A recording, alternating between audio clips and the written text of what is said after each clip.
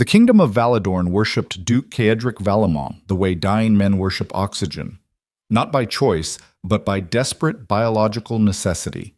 He controlled the trade routes, the military corridors, the tax ledgers that determined whether entire provinces ate bread or starved through winter. At 36, he had buried 3 rebellions and bankrupted 2 noble houses without raising his voice above conversational volume. They said he did not bleed. They said his chest cavity held clockwork instead of muscle. What nobody ever said, because nobody ever suspected, was that every calculated silence hid the handwriting of a dead woman he had helped murder 20 years ago. Stay close. This story will not forgive you for looking away. Arctur smelled like wet stone and gunpowder on the morning everything changed. Rain had hammered the capital for 6 straight days, turning cobblestone streets into shallow rivers that carried horse manure and newsprint toward the harbor drains. The Grand Cathedral of St. Aurelius stood against the gray sky like a fist made of architecture, its twin spires stabbing upward through clouds heavy enough to suffocate birds.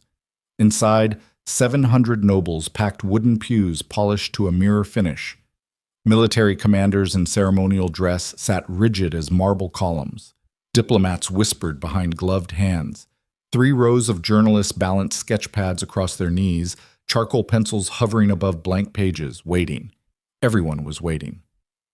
Because Duke Caedric Valemont was about to deliver the 20th memorial address honoring his father's reign. 20 years since Duke Octavian Valemont had died quietly in his sleep, leaving behind an empire stitched together by intimidation and strategic marriages.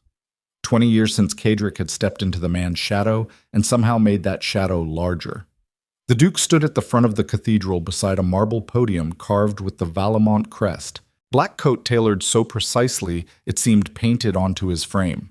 Silver cufflinks catching candlelight, dark hair swept back from a face that surrendered nothing. His jaw could have been designed by an architect who only understood straight lines and right angles. Beside him on a velvet chair sat Duchess Seraphine Valemont, emerald silk dress, diamond choker heavy enough to leave marks on her collarbone, posture so perfect it looked like punishment. She watched her husband the way a cartographer watches terrain, not with love, not with hatred, with the cold professional attention of someone who had learned that surviving this man required mapping every micro-expression, every shift in breathing, every imperceptible change in the angle of his shoulders. 12 years of marriage had taught her that Caedric communicated through architecture rather than language. The way he positioned himself in a room told you more than anything he actually said. Right now, he stood slightly forward from the podium, weight distributed evenly across both feet, hands clasped behind his back. Translation: complete control. She had seen him stand that way before sentencing a financial minister to exile, before dismantling a trade alliance that had lasted 40 years, before quietly destroying a cousin who had questioned his authority at a state dinner. Nothing about this morning suggested anything other than routine performance, until it did. Caedric lifted the family chronicle from the podium. A leather-bound volume passed through 3 generations of Valemont rulers. Every duke carried it during public ceremonies. Every speech referenced its pages. The chronicle was theater, and everyone in Valedorn understood the production. He opened it with the practiced ease of a man who had performed this gesture hundreds of times.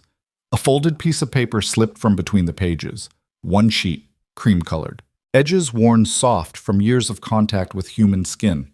It drifted toward the cathedral floor with the lazy, spiraling descent of something that did not understand it was about to detonate an empire. A young attendant near the altar bent down automatically and picked it up. Then he stopped moving. His eyes tracked across the handwriting, and his face changed the way faces change when proximity to power becomes proximity to danger.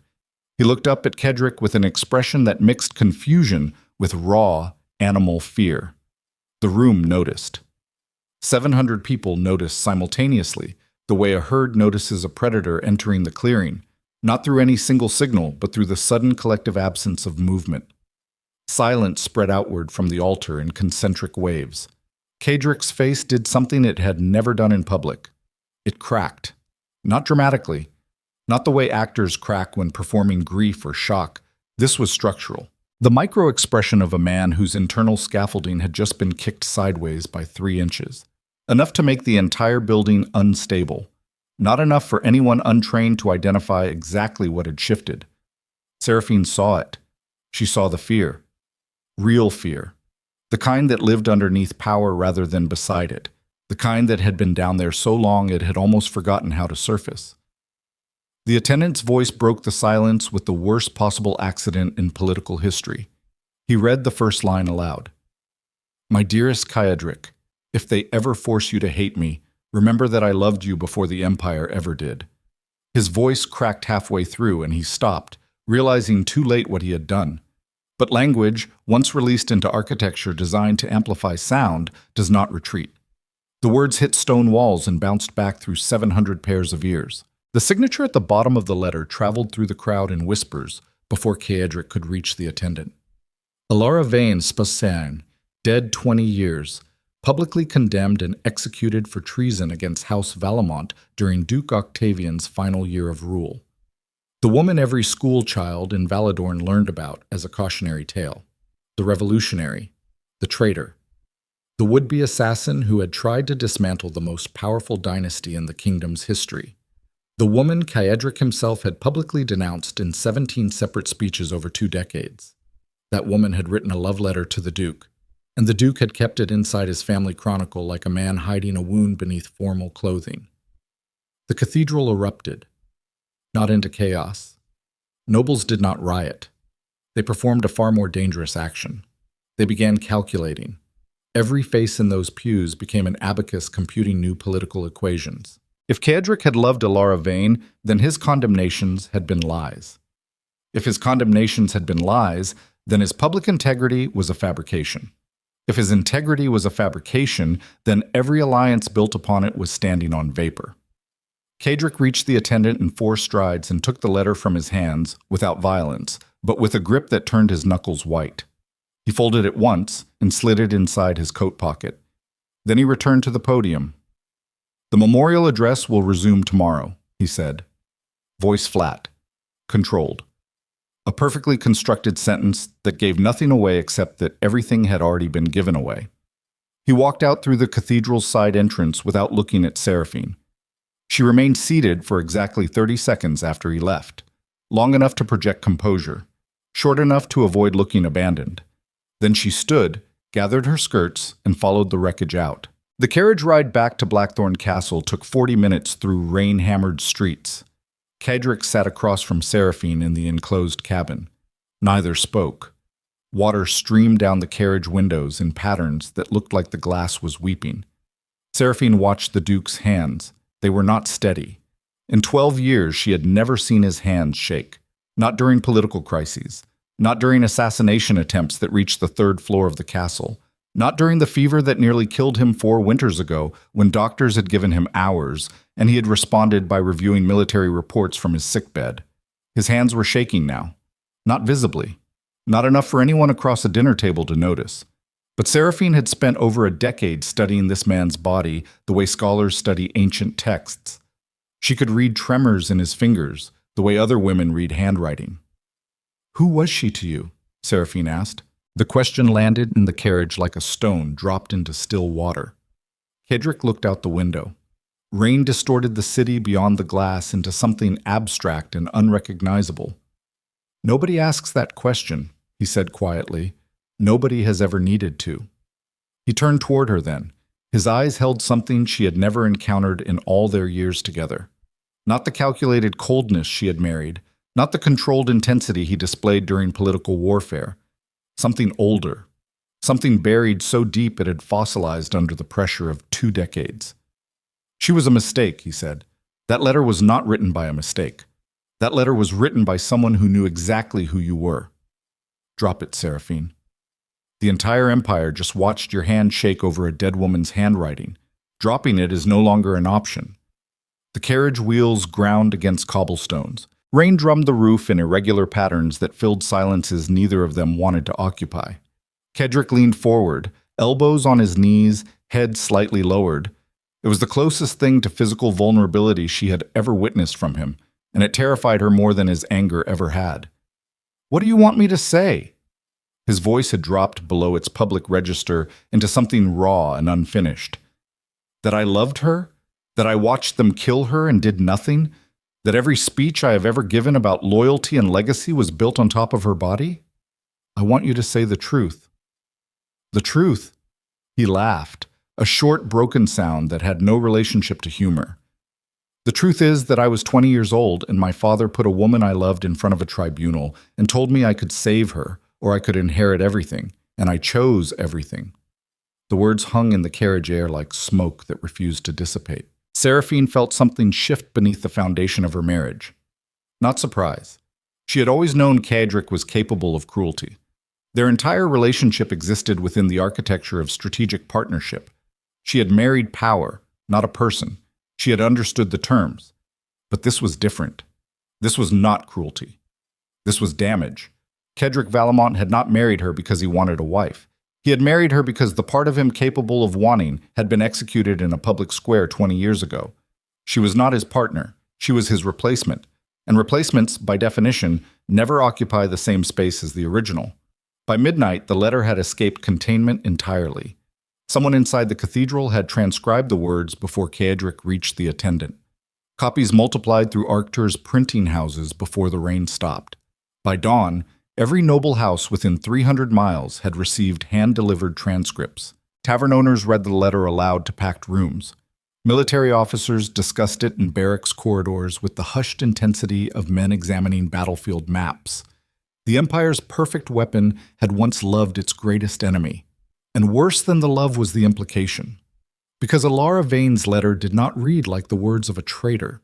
It read like the words of a woman who had loved someone she knew would eventually destroy her.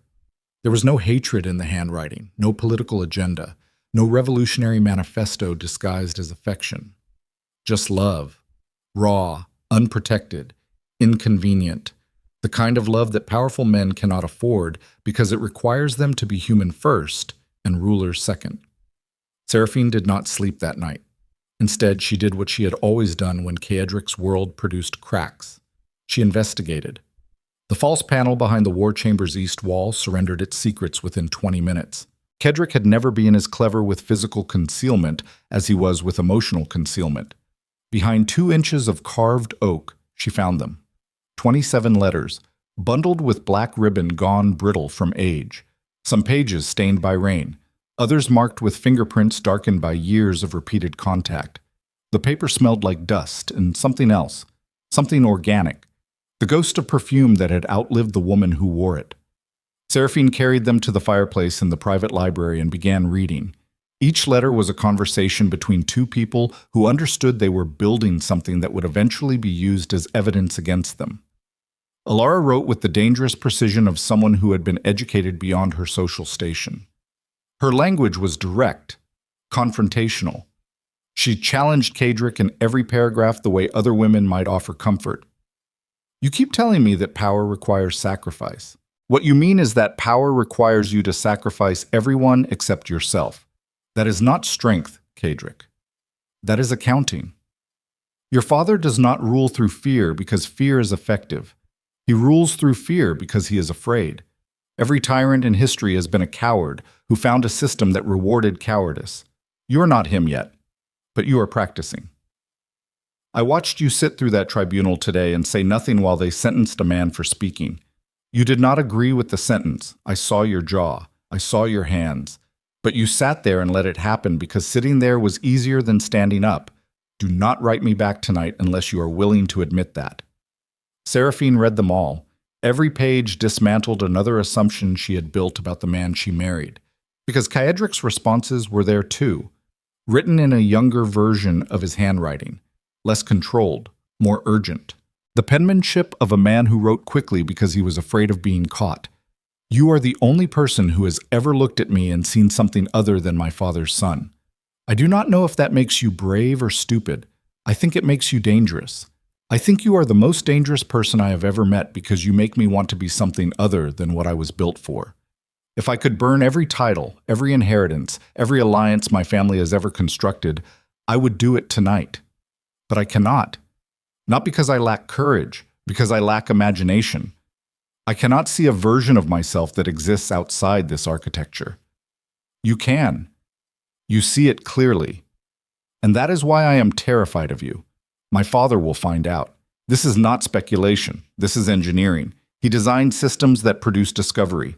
Every servant, every guard, every advisor reports to networks that report to him. We are not hiding. We are performing a temporary delay of consequences. When he finds out, he will destroy you, and I will let him, because that is what I was built for. Seraphine closed the final letter at 4 in the morning. The fire had burned to embers. Rain had stopped. The silence inside Blackthorn Castle felt like the silence inside a body after the heart stops, but before the brain accepts the information. She understood now. Not just the letters, not just the affair. She understood the geometry of her entire marriage. Caedric had written his own prophecy at 20 years old. He had told Alara exactly what he would do. And then he had done it. He had watched his father fabricate treason charges. He had watched Alara dragged before a tribunal. He had watched the execution from a window in the East Tower because attending would have been suspicious, and avoiding attendance entirely would have been suspicious, and so he chose the middle distance, the place where cowardice could disguise itself as discretion. Then he had married Seraphine 3 years later, a strategic alliance, a political merger wrapped in emerald silk. And he had carried Alara's letters inside his family chronicle for 20 years, because some men cannot let go of the evidence of their own destruction. Some men keep the knife that cut them, because the wound was the last time they felt anything real. The confrontation happened at dawn inside the war chamber. Maps of Valedorn's territories covered every wall. Wooden markers representing military positions dotted the northern border. The room smelled like leather and cold iron, and the particular staleness of spaces where men planned violence under chandelier light. Caedric stood beside the central table. He had not slept. His coat was removed. His shirt sleeves were rolled to his elbows in a way that would have been scandalous in any public setting.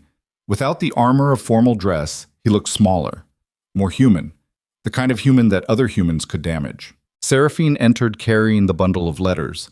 She set them on the war table between military markers tracking a border dispute that no longer mattered. Caedric looked at the letters, then at her.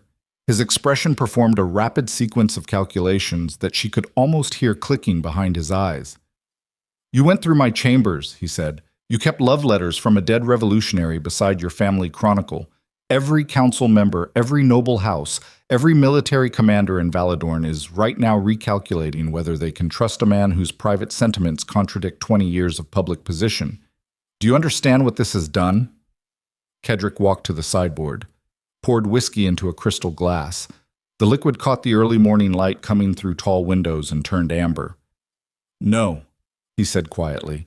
"What destroyed my legacy was bearing the truth in the first place." That sentence hit Seraphine harder than anger would have, because Caedric Valemont did not acknowledge weakness, ever. His entire political identity was constructed around the principle that acknowledging weakness invited exploitation. He had once told a military advisor that regret was a tax levied by people too slow to make decisions. Now he was standing in his war chamber at dawn, sleeves rolled up, holding whiskey, telling his wife that his entire public life had been constructed on a murder he participated in through silence. "You are not having a crisis of conscience," Seraphine said carefully. "You are having a political crisis that happens to involve conscience. Those are different things." "Are they?" "Caedric, every house that allied with us did so because they believed your public record. Your condemnation of Alara Vane was not a personal statement. It was a political guarantee. You told the Empire that your family's judgment was absolute, that your father's executions were justified, that anyone who challenged Valemont authority was an enemy of the kingdom itself. And now they find out you were sleeping with the woman you helped condemn." "I did not help condemn her." "You did nothing to stop it. In Valedorn, those are the same thing." He drank, set the glass down, looked at the maps covering the walls as though the borders drawn there could somehow contain what was happening inside this room. "She was not a traitor," he said. "I know." "You know?" "I read the letters, Caedric, all of them. A woman writing about accountability and political courage to a man she loves is not a woman planning assassination. Your father manufactured those charges. Anyone who reads those letters will reach the same conclusion within 5 pages. Then you understand the problem. The problem is not that your father lied. The problem is that you inherited the lie and spent 20 years polishing it into policy.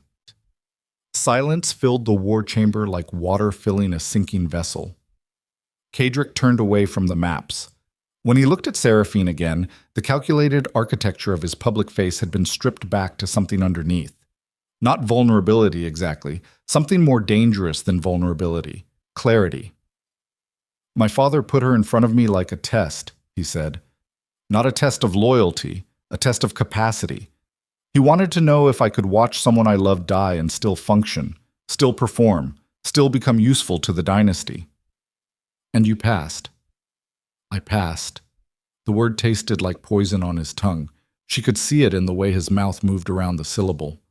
I passed, and he handed me the empire, and I spent the next 20 years proving that I was worth the price.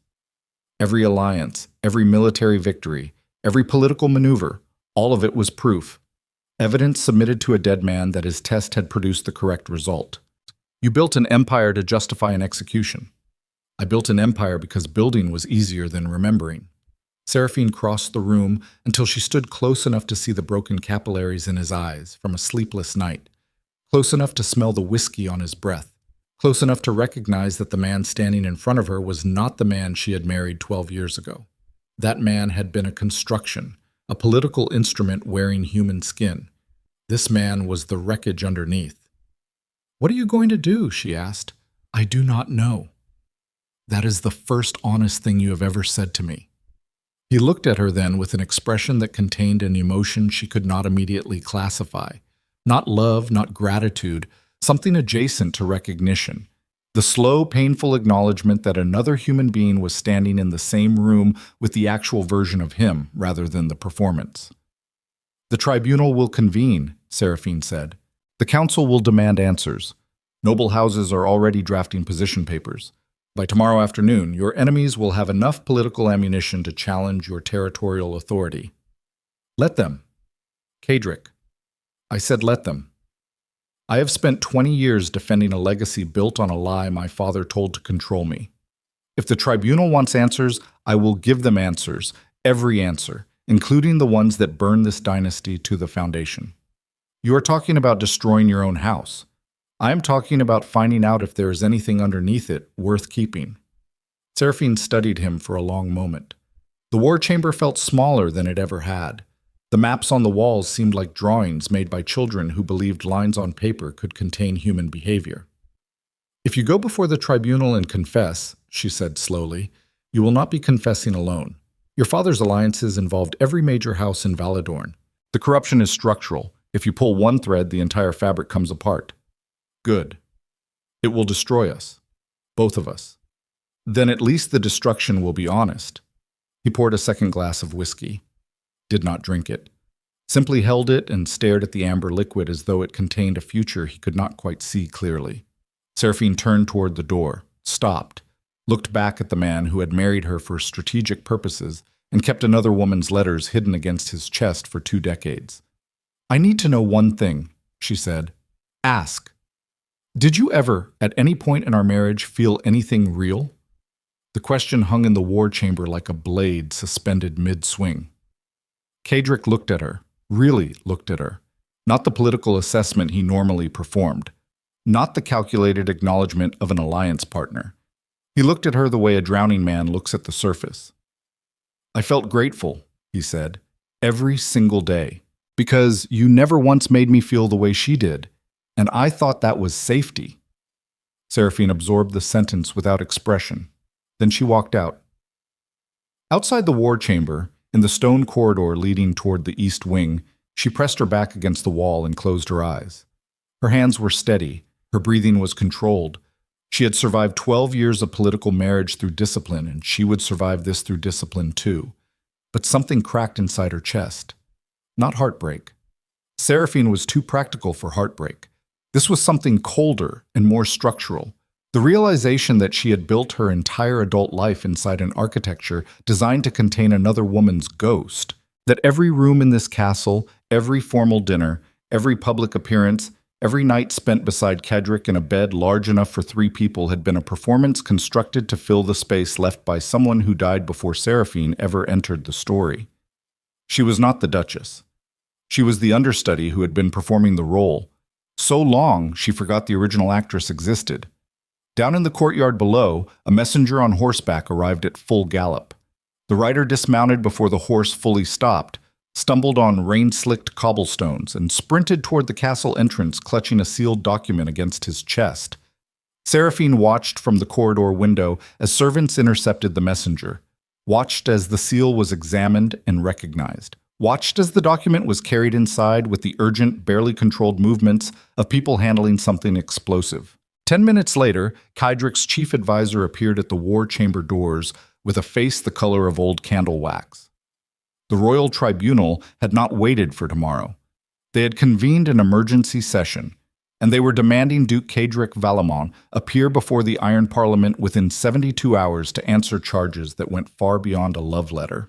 Charges that included concealment of political evidence, corruption of historical records, and complicity in the unlawful execution of Alara Vane. The penalty, if convicted, was the complete dissolution of House Valemont. Every title, every territory, every alliance, every stone of Blackthorn Castle, everything Caedric had sold his soul to inherit would be erased as though the Valemont name had never existed. And somewhere in the silence between the messenger's arrival and the advisor's terrified announcement, Seraphine heard Caedric laugh.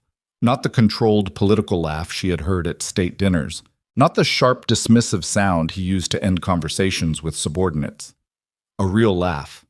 The broken, exhausted, almost grateful sound of a man who had been carrying a weight for 20 years and just felt the floor give way beneath him. The empire was falling.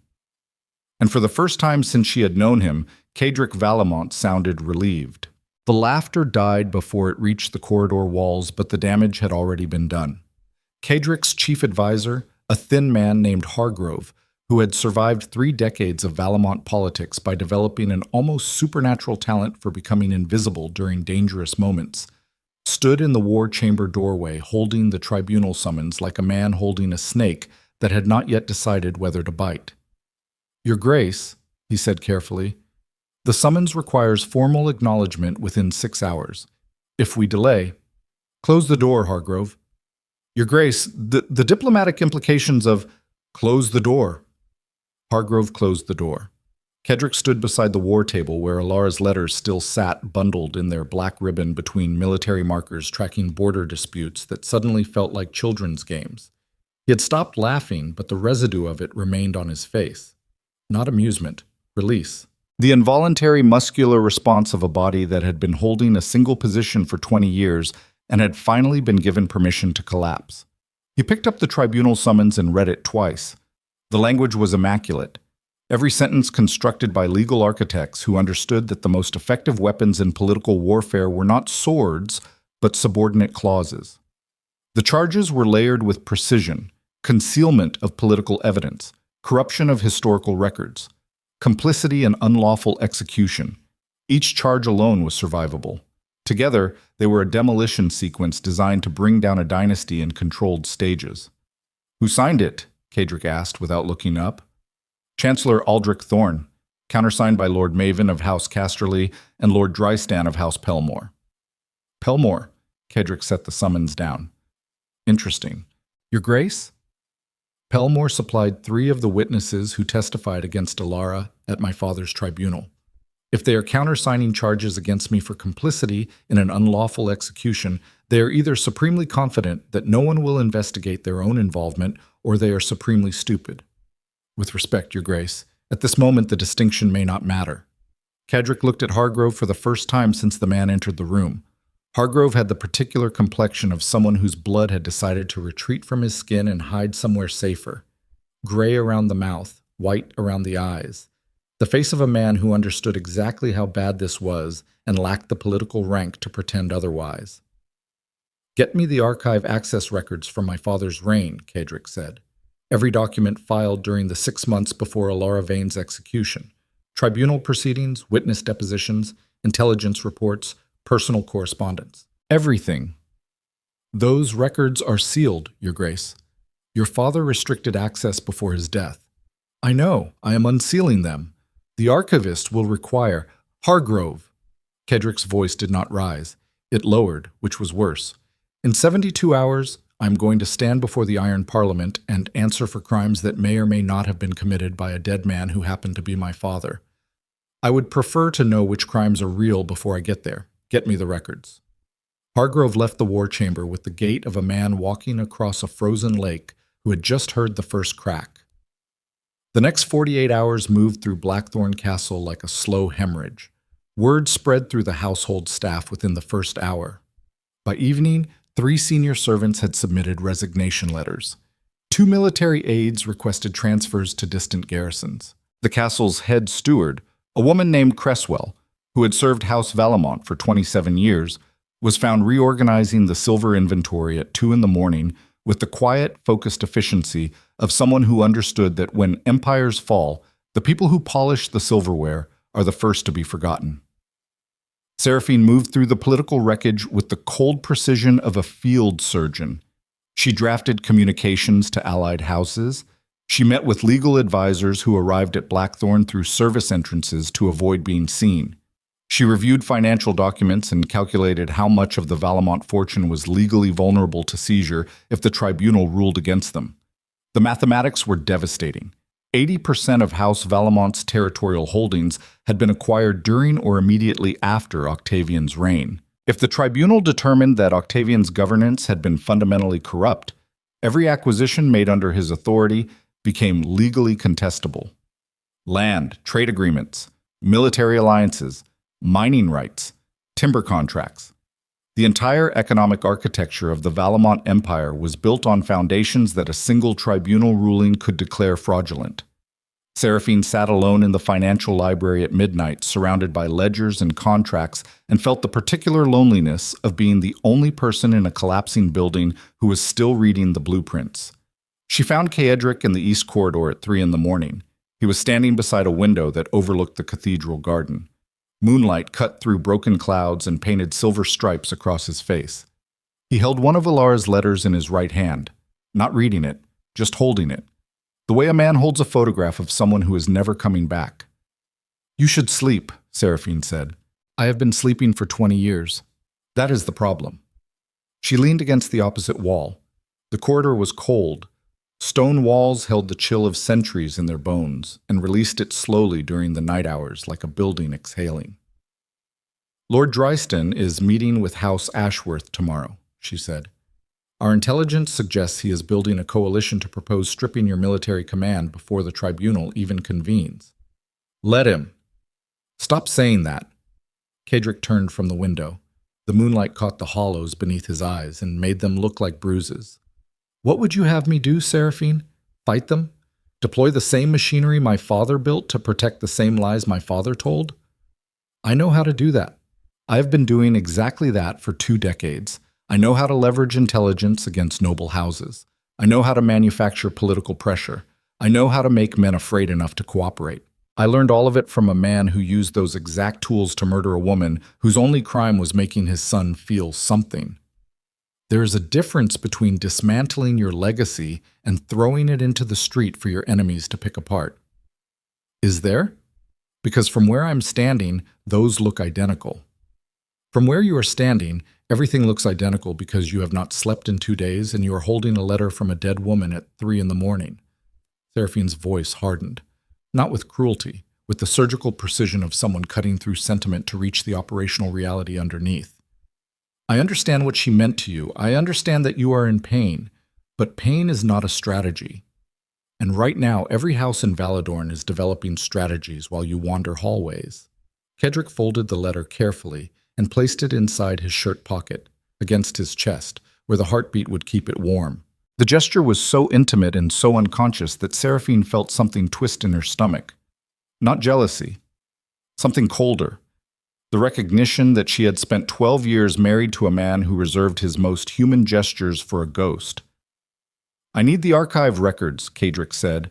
Everything depends on what my father actually did. You already know what he did. I know what I suspect. I need to know what I can prove. Why? If you are planning to confess everything anyway, what difference does proof make? Caedric looked at her with an expression that, for a single moment, contained something that resembled respect. not the transactional respect of their political partnership, something more fundamental. The recognition of intelligence meeting intelligence in a moment of genuine crisis. Because if I am going to burn this house down, he said, I want to make sure the fire spreads. The city of Arctur woke up angry on the second morning. Protesters gathered in the merchant district before dawn, not the organized political demonstrations that occasionally disrupted noble districts during trade disputes. This was different, organic, furious. Workers who had lost family members during Octavian's crackdowns on labor organizing. Merchants who had been taxed into poverty to fund military campaigns that benefited only aristocratic houses. Students who had grown up reciting Elara Vane's name as a synonym for treason and now discovered that the treason might have been manufactured by the family that taught them the word. They carried handmade portraits of Elara, some painted from the single surviving sketch that had circulated through underground networks for years. Others imagined, idealized. The face of a woman none of them had ever met, transformed into a symbol of everything the Valemont dynasty had suppressed.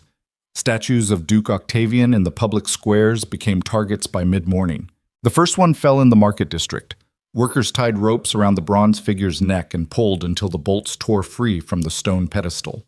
The statue hit cobblestones with a sound that echoed through 6 city blocks. Within 2 hours, 3 more statues had been torn down. People stood on the empty pedestals and gave speeches about justice and accountability, while soldiers watched from side streets, waiting for orders that never came. Because the man who gave those orders was locked inside the underground archives beneath Blackthorn Castle. The archives occupied 3 subterranean chambers carved into the bedrock beneath the castle's eastern foundation. Torchlight was the only illumination. Electric wiring had never been extended this deep. The air smelled like old paper and mineral dust, and the particular metallic tang of historical secrets stored too long in sealed containers. Caedric had been down there for 14 hours. Hargrove had delivered the unsealed records in 7 wooden crates carried by servants who were instructed to forget the route immediately afterward.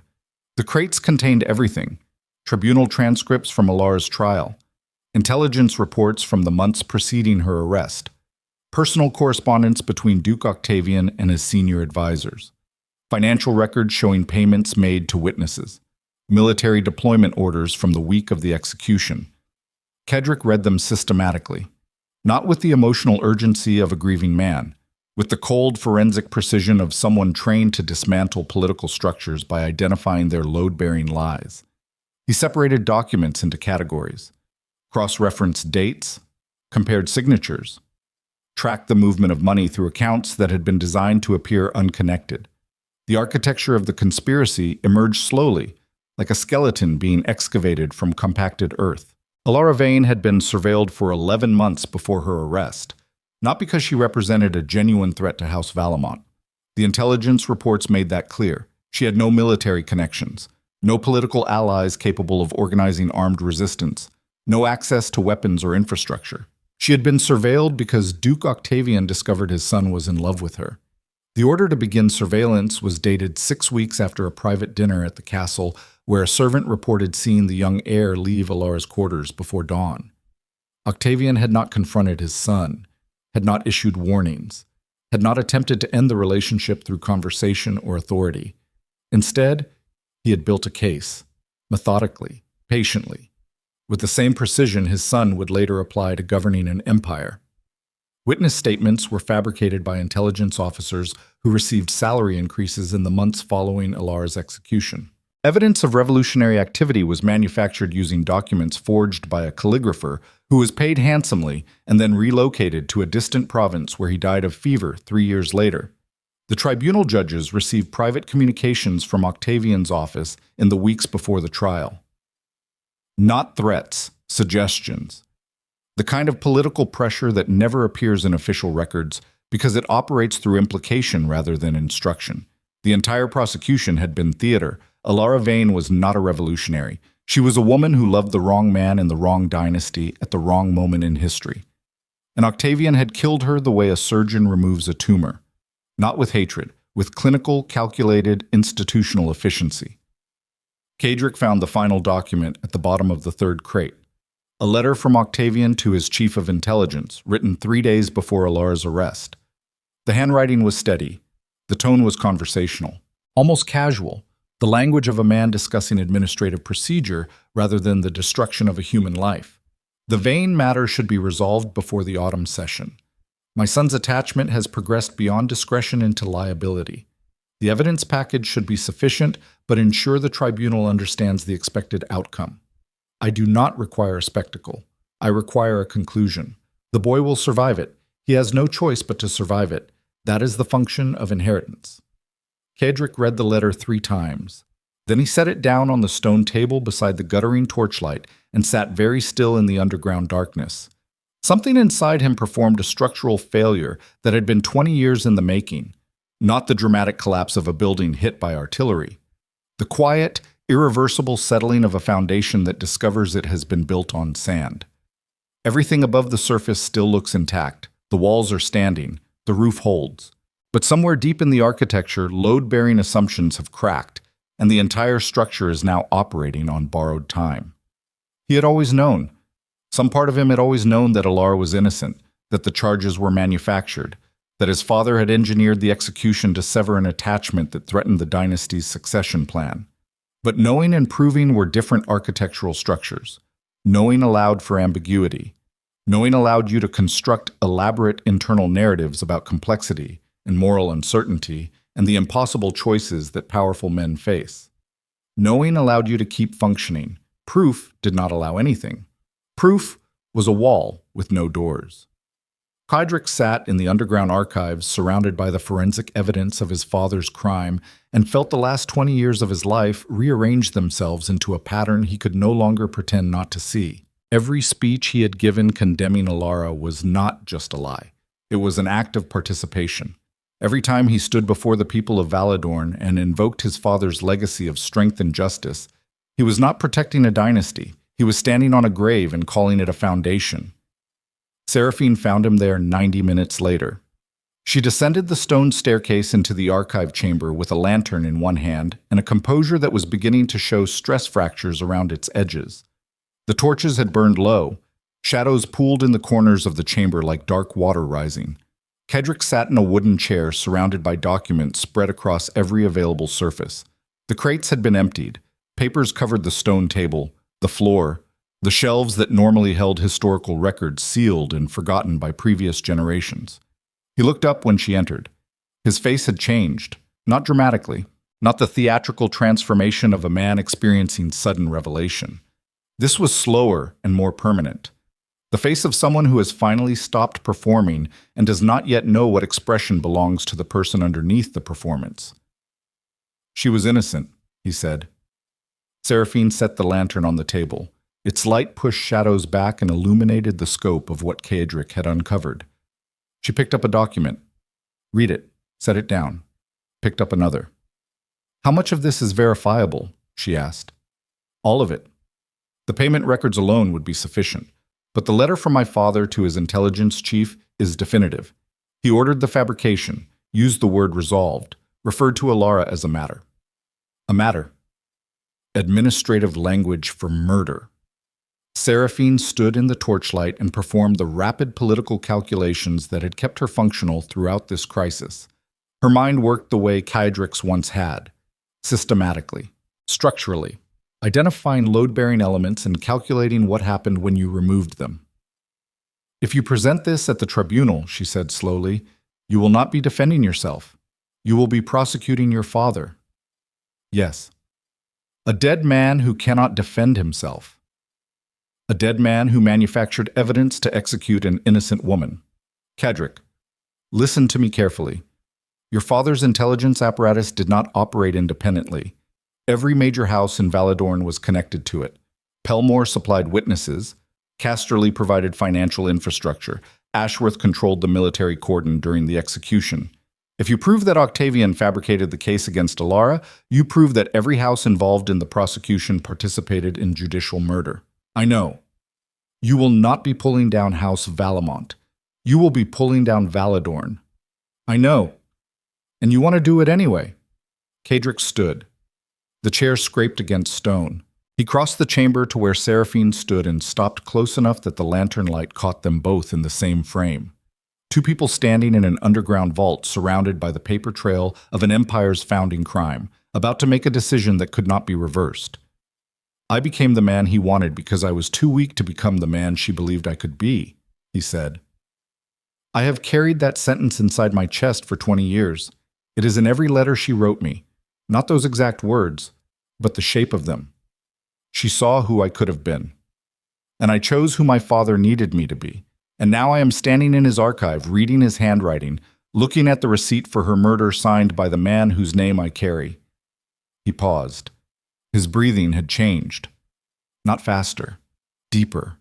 The respiratory pattern of a body preparing for something that required more oxygen than normal existence.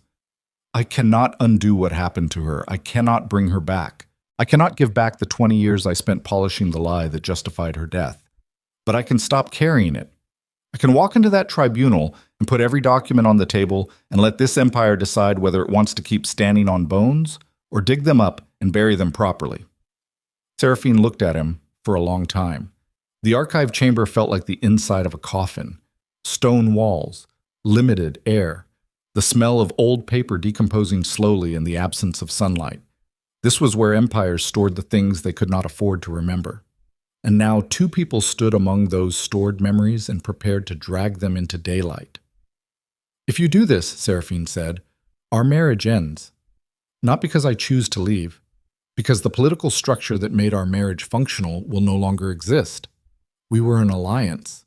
Alliances require something to be allied against. If you burn the architecture, there is nothing left to hold the alliance together.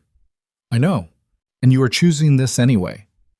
I'm choosing this because it is the only choice I have ever made that was not designed by my father. Seraphine absorbed the sentence, turned it over, examined it for structural integrity, the way she examined everything. It held. She picked up the lantern. Then we should review the documents systematically before the tribunal, she said. If you're going to detonate the political order of Valedorn, the least I can do is help you aim. They worked through the remaining night in the underground archives, while above them, across the sleeping city of Arctur, the empire Octavian Valemont built continued breathing without knowing that its lungs had already been punctured. At dawn, a messenger arrived with news that 3 additional noble houses had joined the coalition demanding Caedric's removal. At noon, military commanders along the northern border sent word that they were awaiting confirmation of command authority before responding to reported incursions. At sunset, the king's personal envoy arrived at Blackthorn Castle requesting a private audience. The envoy was a tall woman named Lysara Crane, who had served the crown for 15 years and possessed the particular talent of delivering catastrophic news with the emotional temperature of a weather report. She met Caedric in the entrance hall. Seraphine stood beside him. Hargrove stood behind both of them, looking like a man attending his own execution. The crown's position is straightforward, Lysara said. His Majesty views the current situation with concern. The stability of the northern territories is essential to the kingdom's security. If Duke Valemont is unable to demonstrate that his governance remains viable, the crown will be compelled to consider administrative alternatives. Administrative alternatives, Caedric repeated. Appointment of a provisional governor pending tribunal resolution. The crown wants to replace me before the tribunal decides whether I should be replaced. The crown wants assurance that the northern territories will not descend into chaos while the political process unfolds. Caedric studied Lysara's face. She returned his gaze without flinching. 15 years of diplomatic service had equipped her with the ability to look directly at powerful men without blinking. Tell His Majesty that I will appear before the tribunal is summoned, Caedric said. Tell him that I intend to present evidence that will require the tribunal to expand its investigation considerably beyond House Valemont. And tell him that if the crown appoints a provisional governor to my territories before I have had the opportunity to testify, I will interpret that action as an attempt to suppress evidence of crimes that extend well beyond my family. Lysara's expression did not change, but something shifted behind her eyes. The subtle recalibration of someone who has just realized that the situation they were sent to manage is significantly larger than the briefing suggested. Is that a threat, Your Grace? It is a description of consequences. I have spent my career learning the difference. Lysara departed at midnight. Caedric watched her carriage leave through the castle gates from the war chamber window. Seraphine stood beside him. Between them on the war table sat a leather case containing every document from the underground archives, organized chronologically and cross-referenced with an index that Seraphine had compiled with the ruthless efficiency of a woman who understood that the difference between political suicide and political revolution was paperwork. In 24 hours, Caedric would walk into the Iron Parliament carrying enough evidence to collapse 6 noble houses, invalidate 20 years of judicial precedent, and force the kingdom to confront the possibility that its most celebrated dynasty had been built on the bones of an innocent woman. There was no version of the next 72 hours that left anything standing. Caedric touched the letter in his shirt pocket, Alara's handwriting against his heartbeat, the only real thing left in an empire constructed from performance. "There is no coming back from this," Seraphine said quietly. Caedric did not answer. He did not need to. They both knew that coming back was never the destination.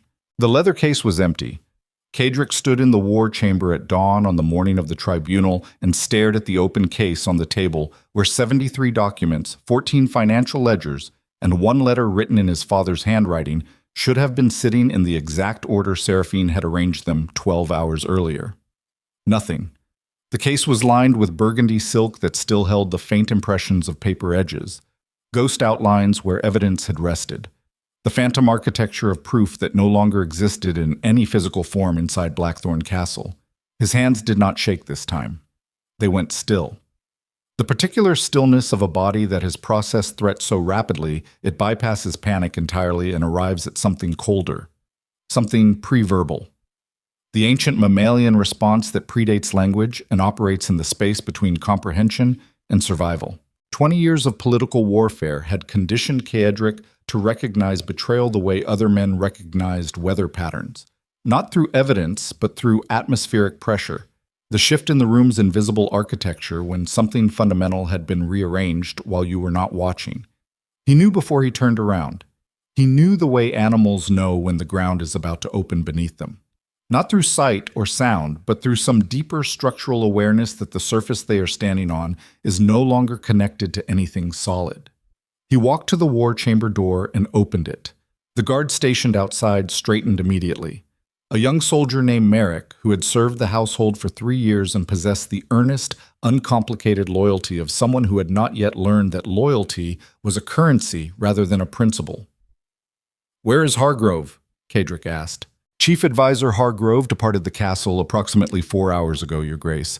He indicated he was attending to logistical preparations for today's proceedings." "Did he carry anything with him?" Merrick's face performed the subtle contortion of a man searching his memory for details he had not been trained to prioritize. "A document case, Your Grace, dark leather. I assumed it contained your materials for the tribunal." Caedric closed his eyes. 4 hours. 4 hours was enough time to reach 3 different noble houses, enough time to deliver documents to political enemies who would spend the remaining hours before the tribunal constructing counter-narratives designed to neutralize every piece of evidence before Caedric could present it. Enough time to transform a political weapon into a political liability. The mathematics of betrayal were always temporal. Not who, not why, when. Because timing determined whether treason was an act of destruction or an act of architecture. Destroy evidence too early and replacement copies could be found. Destroy it too late and its contents had already entered public knowledge. The window of maximum damage was always the hours immediately before the evidence was meant to be deployed. Hargrove had calculated perfectly. Of course he had. 30 years of serving House Valemont had taught him exactly when and how the machinery of power was most vulnerable. Seraphine arrived in the war chamber 7 minutes later. She wore a traveling dress suitable for formal political proceedings. Her hair was arranged with the severe precision of a woman preparing for combat that happened to take place in a parliament rather than on a battlefield. She took one look at the empty case and one look at Caedric's face and understood everything without requiring a single word. "Hargrove," she said. 4 hours ago, with the case." Seraphine crossed to the window, looked out across the courtyard where carriages were being prepared for the journey to Iron Parliament. Her reflection in the glass showed a face performing rapid calculations while maintaining an external composure that could have been mistaken for calm by anyone who did not know what calm actually looked like on this woman. "Do you have copies," she asked, "of my father's personal letter to his intelligence chief?" "No, That document existed in a single original. I should have had it transcribed. I should have anticipated this. You trusted him. I did not trust him.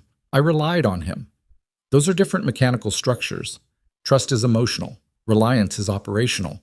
I calculated that his self-interest aligned with my objectives because a Valemont collapse would destroy his career along with our house.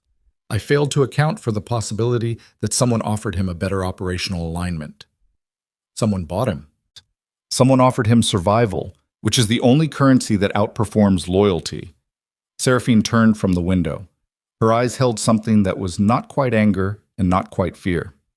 Something between those coordinates.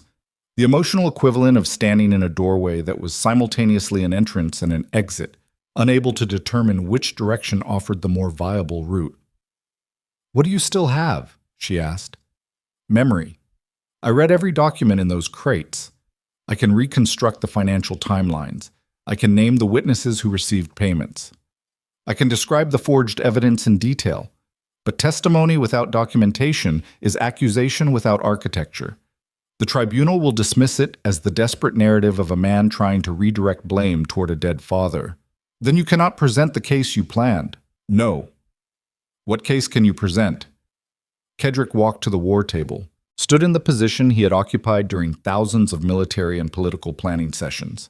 Hands flat on the wooden surface, weight forward.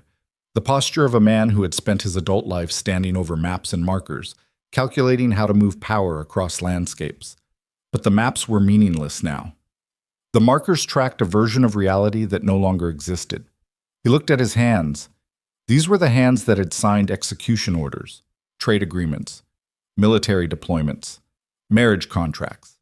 These hands had held Alara's letters against the light of a single candle 20 years ago and traced her handwriting with a fingertip as though touch could transmit something that language could not carry. These same hands had remained motionless at his sides while she was dragged toward the gallows. "I can present myself," he said. "What does that mean?" "It means I walk into the Iron Parliament without documentation, without defense strategy, without the protective architecture of evidence and legal argument. I stand before the tribunal and I tell them the truth. The truth without proof is a confession, Caedric. You will be handing them exactly what they need to dissolve House Valemont, while simultaneously failing to implicate the houses that participated in your father's conspiracy." "I know." "Then you know that Hargrove's betrayal did not just steal your evidence, it reversed your entire position. You were going to be the prosecutor. Now you will be the defendant, and defendants without evidence do not survive tribunals. Defendants who perform do not survive either, they merely delay." Seraphine studied him across the war table. The morning light came through the tall windows at a low angle that painted everything in shades of amber and shadow. The room felt like a stage after the audience had left. All the chairs empty, all the performances over. Just two people standing in a space designed for theater, deciding what to do when theater was no longer an option. "You are going to destroy us," she said. Not with accusation, with the flat clarity of someone reading a weather report that predicted catastrophic conditions. "We were already destroyed. Hargrove's betrayal did not create a new reality. It accelerated an existing one. The evidence is gone. The coalition has it. By the time the tribunal convenes this afternoon, every noble house implicated in my father's conspiracy will have constructed alibis from the very documents I collected to expose them. They will use my own evidence against me." "Then what is the purpose of appearing at all?" "Because some things do not require evidence. Some things only require a man willing to stand in a room and say them out loud. My father understood that. It is how he built his empire. Not through truth, but through the willingness to state things publicly that other men only whispered privately. The difference between a tyrant and a reformer is not the tool, it is the direction." The carriage departed Blackthorn Castle at noon. Caedric and Seraphine rode in silence through streets that felt different than they had 3 days ago. Arctur's population had reorganized itself along fault lines that had been invisible the previous week. Pro-Valemont districts flew black banners from upper windows. Anti-Valemont districts displayed portraits of Alara Vane. Neutral zones maintained a heavy, watchful silence that was worse than either allegiance because it represented the majority of people who had not yet decided which way to jump and were waiting for the tribunal to tell them. Soldiers lined the route to Iron Parliament in double formation, not for protection, for containment. The military commanders who had requested confirmation of command authority 2 days earlier had received their answer not from Caedric, but from the Crown's Provisional Security Council. The soldiers answered to no one at this moment. They existed in the jurisdictional void between a duke who had not yet been deposed and a crown that had not yet decided to depose him. The Iron Parliament building occupied 6 acres of central architecture, stone walls thick enough to absorb cannon fire, a vaulted ceiling engineered to amplify human voices to architectural scale, galleries that could seat 1,000 observers above the main floor where the tribunal would convene. Every seat was full. Caedric entered through the main doors. No armor, no ceremonial sword, no documentation case. Just a black coat and the letter in his shirt pocket and the particular walk of a man who has already calculated the cost of what he is about to do and decided to pay it. The tribunal panel sat behind an elevated bench made of iron and oak. Chancellor Aldrich Thorn in the center, Lord Maven of House Casterly to his left, Lord Drystan of House Pelmore to his right, 3 additional judges representing military, commercial, and territorial interests. The gallery hummed with whispered conversations that ceased the moment Caedric reached the center of the floor. He stood where defendants stood. The spot was marked by iron inlays set into stone, a circle approximately 4 feet in diameter. Every person who had ever stood in that circle had been fighting for survival. Caedric was the first to stand there looking like a man who had already decided that survival was not the objective. Chancellor Thorn began with the formal charges. His voice carried the measured cadence of institutional authority, a voice trained to make the destruction of individuals sound like administrative procedure. Duke Caedric Valemont, you stand before this tribunal to answer charges of concealment of political evidence, corruption of historical records, and complicity in the unlawful execution of Elara Vane. How does your grace respond? Guilty. The word hit the chamber like a stone hitting glass, not silence, the opposite. A collective intake of breath from 1,000 people simultaneously, creating a sound that was almost organic, the respiratory response of a political body experiencing shock. Chancellor Thorn's composure fractured for exactly 2 seconds before professional training rebuilt it. Your Grace is entering a plea of guilty to all charges? I am entering a plea of guilty to charges that do not go far enough. Murmuring erupted through the gallery. Thorn raised one hand. Silence returned, but reluctantly. The air in the chamber had changed temperature. Something was happening that the political architecture of this room had not been designed to contain. Explain, Thorn said. Caedric looked up at the gallery, 1,000 faces looking down at him, some hostile, some curious, some afraid, all performing the ancient human calculation of threat assessment that occurs when a powerful man begins behaving in ways that cannot be predicted. 20 years ago, my father fabricated treason charges against Elara Vane to eliminate her influence over me. The evidence was manufactured. The witnesses were paid. The tribunal that convicted her was directed by private communications from my father's office. I knew this. Not immediately, not entirely, but I knew enough. I knew that the woman condemned before this kingdom was not the enemy my father described, and I stood silent because silence was the price of inheritance. He paused, not for dramatic effect, because the next sentence required more oxygen than his lungs had immediately available. I built my entire political career on the foundation of that silence. Every speech, every alliance, every act of governance, all of it was architecture constructed to justify a single original crime, the execution of an innocent woman whose only offense was making the heir to House Valemont feel something his father could not control. Lord Drystan of House Pelmore shifted in his seat. The movement was small, but Caedric caught it the way a predator catches the twitch of prey, attempting to become invisible. But my guilt is not the boundary of this matter, Caedric continued, because my father did not operate alone. The chamber's atmospheric pressure changed again. Caedric could feel it in the way bodies shifted in the gallery, the way the tribunal judges exchanged micro-glances that lasted fractions of seconds but communicated volumes. They knew what was coming.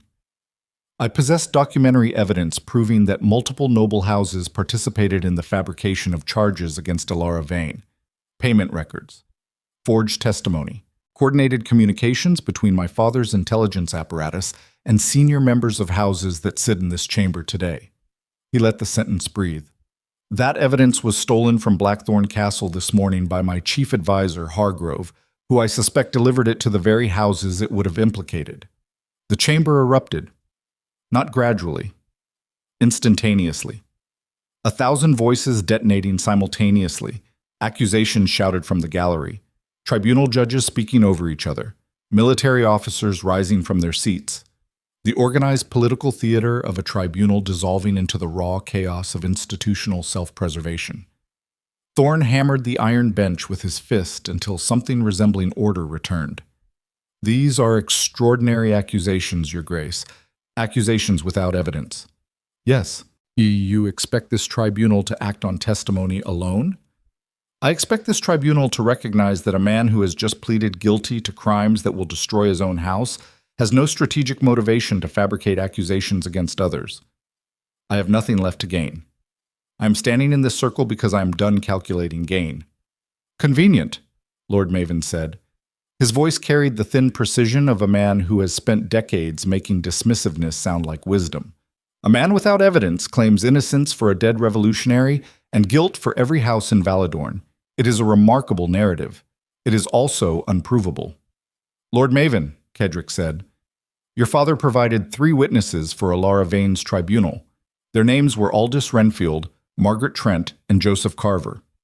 Renfield received a land grant in the Ashvale territory 6 weeks after the execution. Trent's family debts were erased from the commercial registry the following month. Carver was relocated to a provincial garrison where he died of fever within 3 years.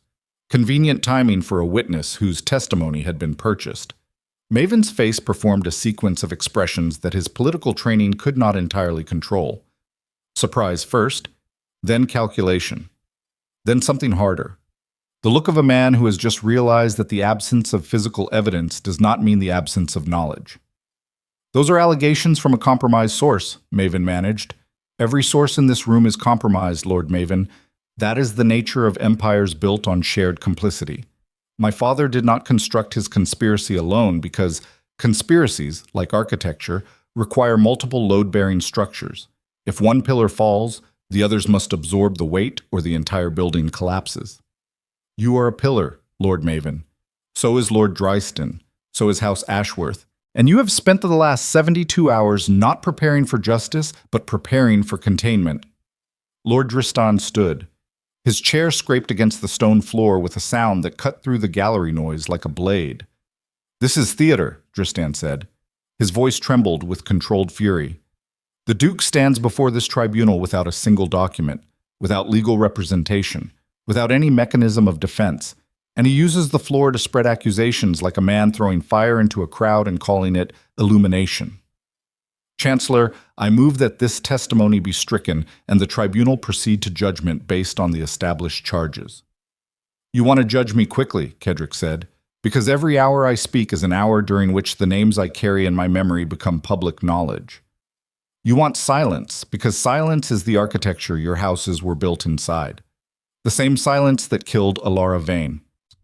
The chamber had transformed into something the architects of Iron Parliament had never intended. Not a tribunal, not a political proceeding, a detonation in slow motion.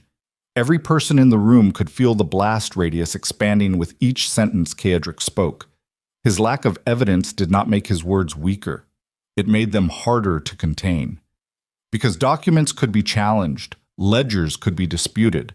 But a man standing in the defendant's circle, voluntarily destroying himself while naming accomplices, operated outside the normal parameters of political warfare.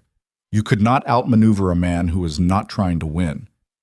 Then the doors at the rear of the chamber opened. Hargrove entered, but not alone. He walked beside Lord Ashworth's senior political advisor, a man named Corsair, who had built a career on the specific skill of making unpleasant realities disappear from public records. Behind them walked 4 men in the formal dress of Crown investigators. Hargrove did not look at Caedric. He looked at Chancellor Thorn. Chancellor, Hargrove said. His voice carried the steady, practiced tone of a man delivering prepared remarks. I appear before this tribunal as a voluntary witness, I have in my possession documents recovered from the private archives of Duke Caedric Valemont. These documents were obtained during my service as chief advisor and have been reviewed by Lord Ashworth's legal counsel. The chamber went silent. Caedric felt the ground shift beneath him, not physically, structurally, the foundational understanding of what was happening rearranging itself into a pattern he had not anticipated. Hargrove was not simply a thief who had stolen evidence to protect allied houses. Hargrove was a weapon that had been positioned inside Blackthorn Castle years ago, not weeks, not months, years, placed there by houses that understood that the most effective intelligence operations were not the ones you activated in crisis, but the ones you embedded in advance and allowed to grow into the architecture of daily operations until they became invisible. 30 years of service. 30 years of quiet, competent, unremarkable loyalty. And underneath all of it, a man whose actual employers had never been the Valemont family at all. The documents in question, Hargrove continued, demonstrate that Duke Caedric Valemont has been engaged in a systematic effort to fabricate evidence implicating multiple noble houses in historical crimes. The so-called archive records were assembled and manipulated by the Duke himself in an attempt to redirect tribunal proceedings away from his own guilt and toward political rivals. Caedric stood in the iron circle and felt the full weight of what was happening. They had turned his own evidence into a weapon against him, not by destroying it, by reframing it. The documents were real. The financial records were authentic. The letter from Octavian to his intelligence chief was genuine, but presented through Hargrove's testimony, filtered through Lord Ashworth's legal apparatus, reviewed by Crown investigators who had been given exactly the interpretive framework the coalition wanted them to apply. The same evidence that proved Octavian's conspiracy now appeared to prove Caedric's fabrication. The mathematics of betrayal collapsed into something so elegant it was almost beautiful. You did not need to destroy truth. You only needed to dress it in the wrong context. The same documents that proved guilt became documents that proved accusation, depending entirely on whose hands presented them and whose voice narrated their meaning. Caedric looked at Hargrove. For a single moment, their eyes met across the chamber floor. Hargrove's expression held nothing. Not guilt, not triumph. Not the conflicted humanity of a man who had betrayed someone he had served for decades. Just the smooth, professional blankness of an instrument performing its designed function. A tool does not feel remorse for the cut it makes. A tool simply cuts. Something finished inside Caedric, not the breaking he had experienced in the archives when he discovered his father's letter. That had been the fracture of illusion, the collapse of a false structure revealing the real one underneath. This was different. This was the end of the man who believed that truth, once uncovered, possessed its own structural integrity. That evidence spoke for itself. That reality operated independently of narrative. That man died on the iron circle of the tribunal floor, and no one noticed because the death was entirely interior. What remained was something older, harder. A version of Caedric Valemont that had been buried beneath political performance and emotional paralysis for 2 decades. The version that Alara had seen. The version his father had tried to engineer out of existence. The version that understood, with the bone-deep clarity of a man who has lost everything except the capacity for recognition, that power does not belong to the man with the most evidence. Power belongs to the man who is willing to become something he has never been. Caedric reached into his shirt pocket. He removed the letter, the only document Hargrove had not taken because it had been against Caedric's skin rather than inside the leather case. Cream-colored paper, worn soft from 20 years of human contact, Alara's handwriting, the single artifact that proved nothing legally and everything humanly. He held it up so the tribunal could see. "This is the only document that matters," he said. "Not because it proves anything the tribunal requires, but because it proves that the man standing before you is not the man you have been told about for 20 years. I am not my father's creation. I am not the lie I have been performing, and I am not the fabricator your witness has just described." He looked directly at the gallery. 1,000 faces watching the most powerful duke in Valedorn hold a single piece of paper above his head, like a man raising a torch in absolute darkness. "I am the man who loved Ilara Vane, who watched her die for that love, who spent 20 years serving the empire that killed her because I was too afraid to become anything else. That fear is over.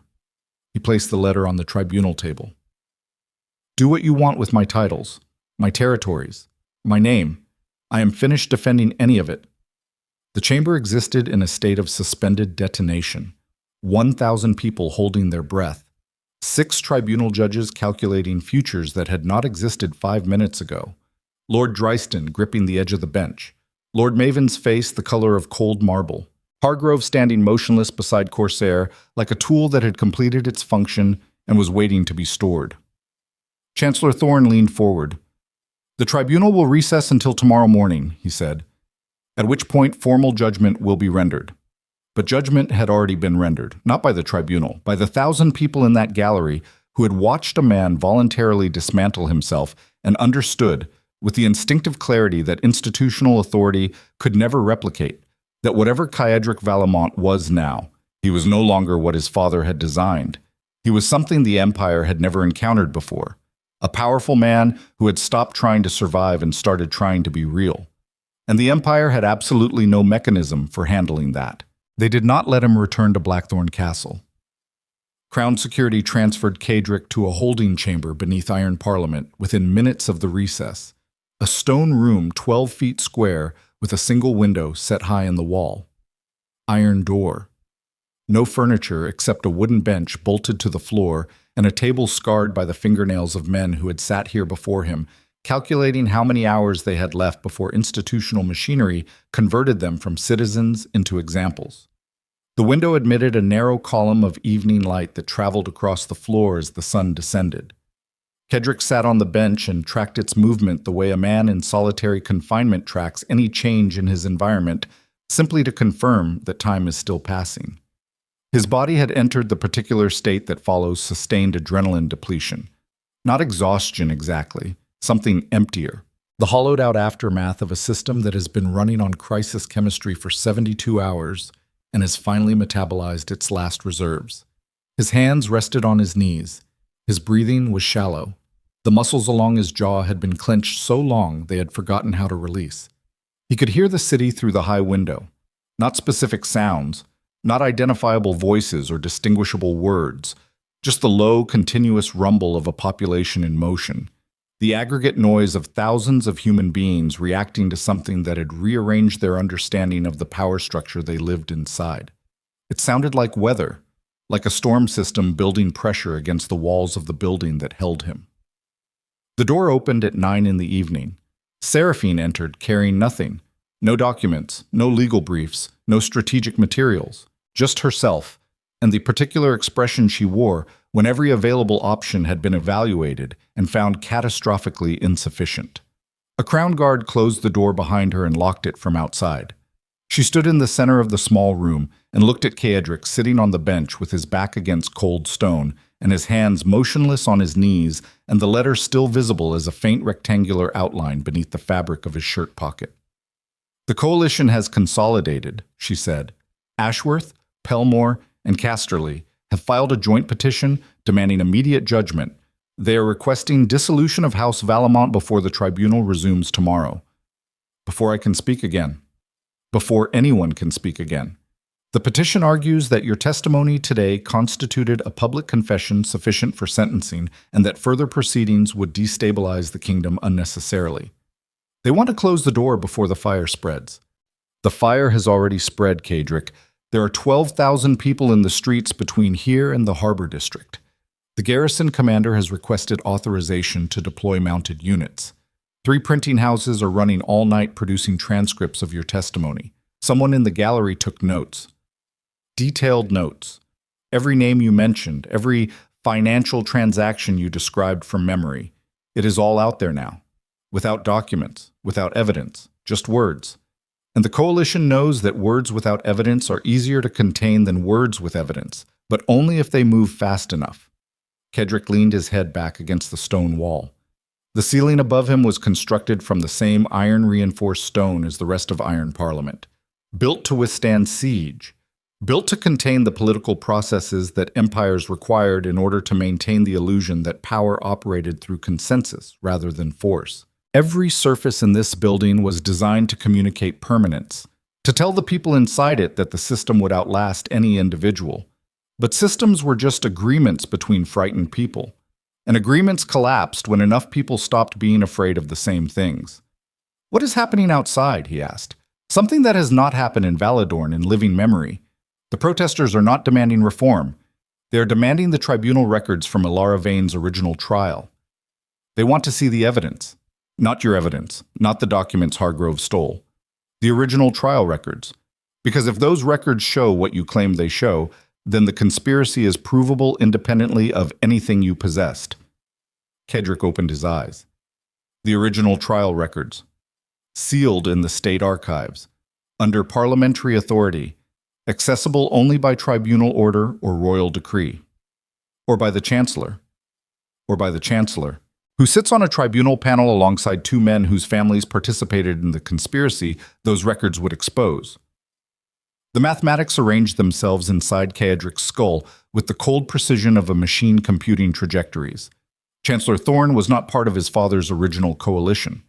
Thorn's family had risen to prominence after Octavian's death, filling the political vacuum created by the transition of power.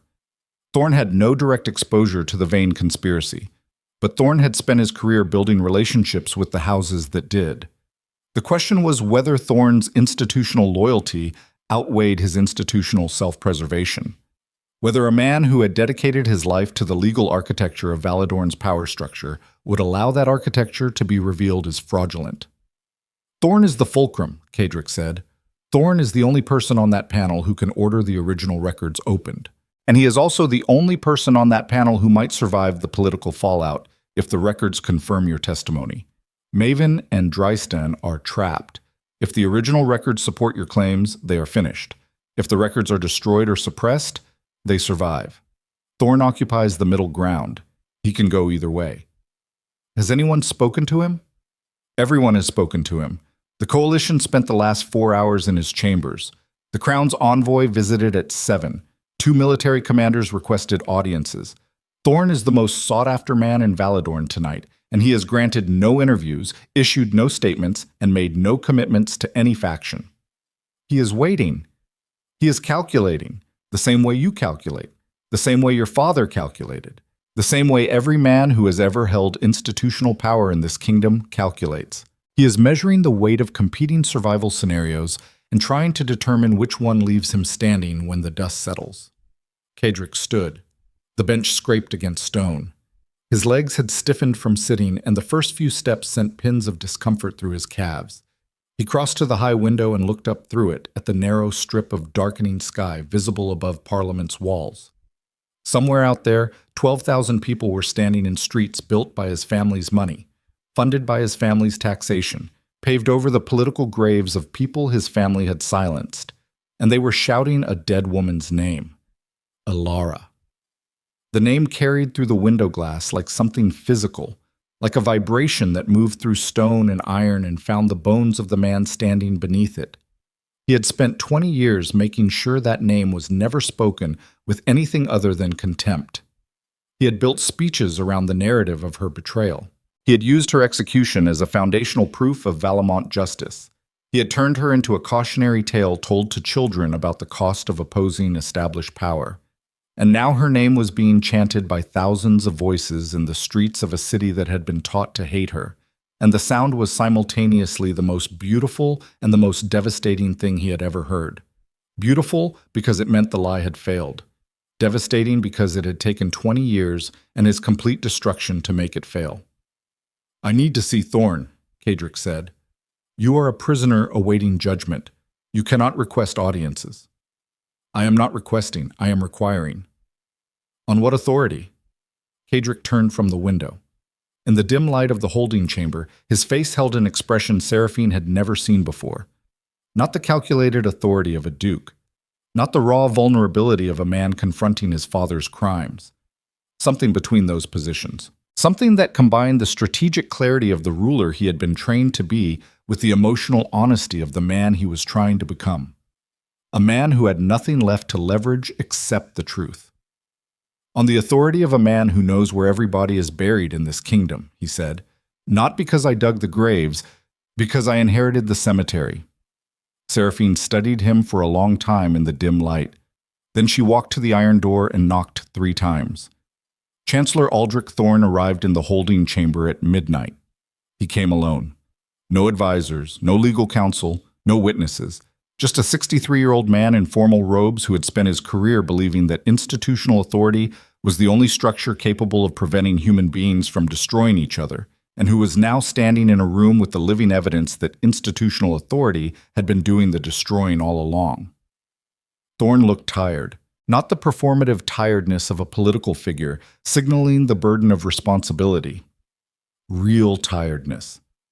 The deep tissue exhaustion of a man whose nervous system had been processing impossible calculations for 72 consecutive hours. He sat on the bench Caedric had vacated. Caedric stood against the opposite wall. Seraphine remained by the door. 3 people in a room designed for one, breathing air that tasted like old stone and institutional decay. "You asked to see me," Thorn said. "I did. I should not be here. This meeting represents a procedural violation that could compromise the tribunal's authority." The tribunal's authority was compromised before I entered that chamber. You know that. You have known it since the moment you saw Hargrove walk through those doors with my documents in his hands and Lord Ashworth's advisor at his side. Thorn's face did not change, but something behind his eyes shifted. The involuntary response of a man whose internal calculations have just been spoken aloud by someone who should not have had access to them. "What do you want, Valemont?" "Open the state archives. Order the release of the original trial records from Ilara Vane's tribunal. Every document, every witness deposition, every piece of evidence that was presented or suppressed during those proceedings. You're asking me to open a sealed state archive based on the unsubstantiated testimony of a man who has already pleaded guilty to the charges before him. I am asking you to do the one thing that will determine whether those charges are the actual crime or whether the actual crime happened 20 years ago and everything since then has been theater. And if the records support the original tribunal's findings, if Ilara Vane was indeed guilty of the charges brought against her, then I am a liar and a fabricator, and your tribunal should dissolve my house and scatter my name across every cautionary tale in Valedorn's history. But you do not believe that. If you believed the original trial was legitimate, you would not be sitting in this room at midnight violating your own procedural standards." The silence that followed lasted long enough for both men to hear the crowd noise penetrating the walls from outside. The chanting had not stopped. If anything, it had grown. More voices joining through the night hours as word spread through working districts and merchant quarters and the sprawling tenement blocks along the harbor, where people who had never attended a political event in their lives were now standing in the dark, shouting the name of a woman they had been taught to despise. Thorn listened to the sound. His face performed a sequence of micro-expressions that mapped the journey of a man traveling from institutional certainty toward institutional doubt. It was not a large distance, just a few inches measured in facial muscle movement. But those inches represented the distance between a kingdom that maintained its current architecture and a kingdom that tore it down to the foundations. "If I open those archives," Thorn said slowly, "and the records confirm your testimony, I will not be able to control what happens next. The houses implicated will not accept the findings. Military commanders loyal to those houses will face conflicting loyalties. The Crown will be forced to act, and the Crown does not act gracefully under pressure. People will be hurt. People have already been hurt for 20 years. The only question is whether you continue managing the consequences of a crime or allow the consequences of truth." "Truth." Thorn said the word as though testing its structural integrity, as though he had used it thousands of times in legal proceedings and was only now examining whether it had any weight outside the context of institutional procedure. "You speak about truth as though it is a stable substance, as though uncovering it resolves the instability rather than amplifying it. In my experience, truth in the wrong moment creates more destruction than the lie it replaces. In your experience, truth has always been administered by institutions that had the power to determine which truths were permitted and which were suppressed. You have never seen truth without institutional packaging. You have never seen it raw. And you believe that raw truth is what those 12,000 people in the street are demanding. I believe those 12,000 people have spent their lives inside a system built on a specific set of agreements, and those agreements just collapsed. They are not demanding truth because they understand what truth will cost. They're demanding it because they have realized the lie was costing them more. Thorn looked at his hands. They rested on his knees in a position almost identical to the one Caedric had held earlier. Two men in the same room performing the same gesture, the posture of human beings sitting with the full weight of consequence on their bodies and trying to determine if their spines could support it. "The Coalition will move against me," Thorn said. "If I open those archives, Ashworth and Pelmore will immediately challenge my authority. They will argue procedural overreach. They will petition the Crown for my removal. They may succeed. They may. You are asking me to risk my career, my position, everything I have built over 30 years of service. I'm asking you to decide whether what you built over 30 years was real or whether it was furniture arranged inside someone else's architecture. Because that is the question I just answered for myself, Chancellor, and the answer nearly killed me. But it also made me the first honest man who has stood on that tribunal floor in decades." Thorn stared at Caedric for a long time. The holding chamber existed outside of time, stone walls that did not acknowledge hours or seasons, air that tasted the same at midnight as it did at noon. Two men and one woman suspended in a moment that would determine whether the political architecture of a kingdom continued standing on its current foundation or was rebuilt from the bones up. "I will issue the order at dawn," Thorn said, "before the tribunal reconvenes.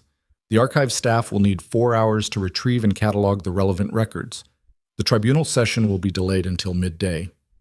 The Coalition will use those hours. The Coalition has already used every hour available to them. What they have not prepared for is the possibility that someone inside the institutional structure they corrupted would choose to let the structure do what it was actually designed to do." Thorn stood. His robes shifted around him with the heavy fabric sound of institutional ceremony. He walked to the door and paused. "Your father was the most frightening man I ever met," Thorn said without turning around. "Not because of what he did, because of how reasonable he made it sound while he was doing it. Every atrocity had a justification. Every injustice had a procedural framework. He understood that people will accept almost anything as long as the paperwork is in order. And now? Now his son is standing in a holding cell asking me to pull the paperwork apart, which either makes you the bravest man in this kingdom or the most destructive. Those might be the same thing." Thorn left. The lock engaged behind him with a sound like a period at the end of a sentence. Seraphine waited until the footsteps faded down the corridor before she spoke. "He will do it. He will do it because he has calculated that the political cost of suppression now exceeds the political cost of revelation. He is not acting from principle. He is acting from mathematics. Does the motivation matter? Not to the outcome, only to the durability. Principled decisions survive pressure. Mathematical decisions survive only as long as the math holds. Then we need the math to hold until midday." The city did not sleep. Caedric listened through the high window as Arctur transformed itself through the night hours. The crowd noise shifted in waves. Periods of chanting followed by periods of relative quiet, followed by sudden eruptions of shouted conflict that suggested confrontations between protesters and soldiers stationed along the Parliament perimeter. At 3 a.m, something changed. The sound deepened, acquired mass. What had been the aggregate noise of individual voices became something more unified, more structural. The difference between a collection of people and a crowd with intent.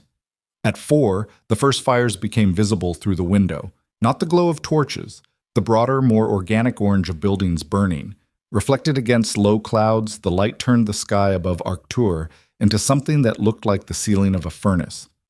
At 5, boots in the corridor, rapid, multiple sets, the sound of institutional machinery mobilizing in response to conditions it had not anticipated. A guard appeared at the cell door.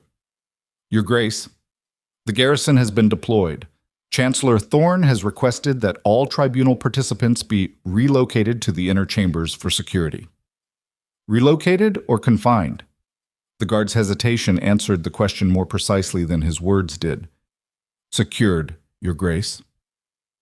The inner chambers of Iron Parliament occupied the building's fortified core. Walls 3 feet thick, no exterior windows.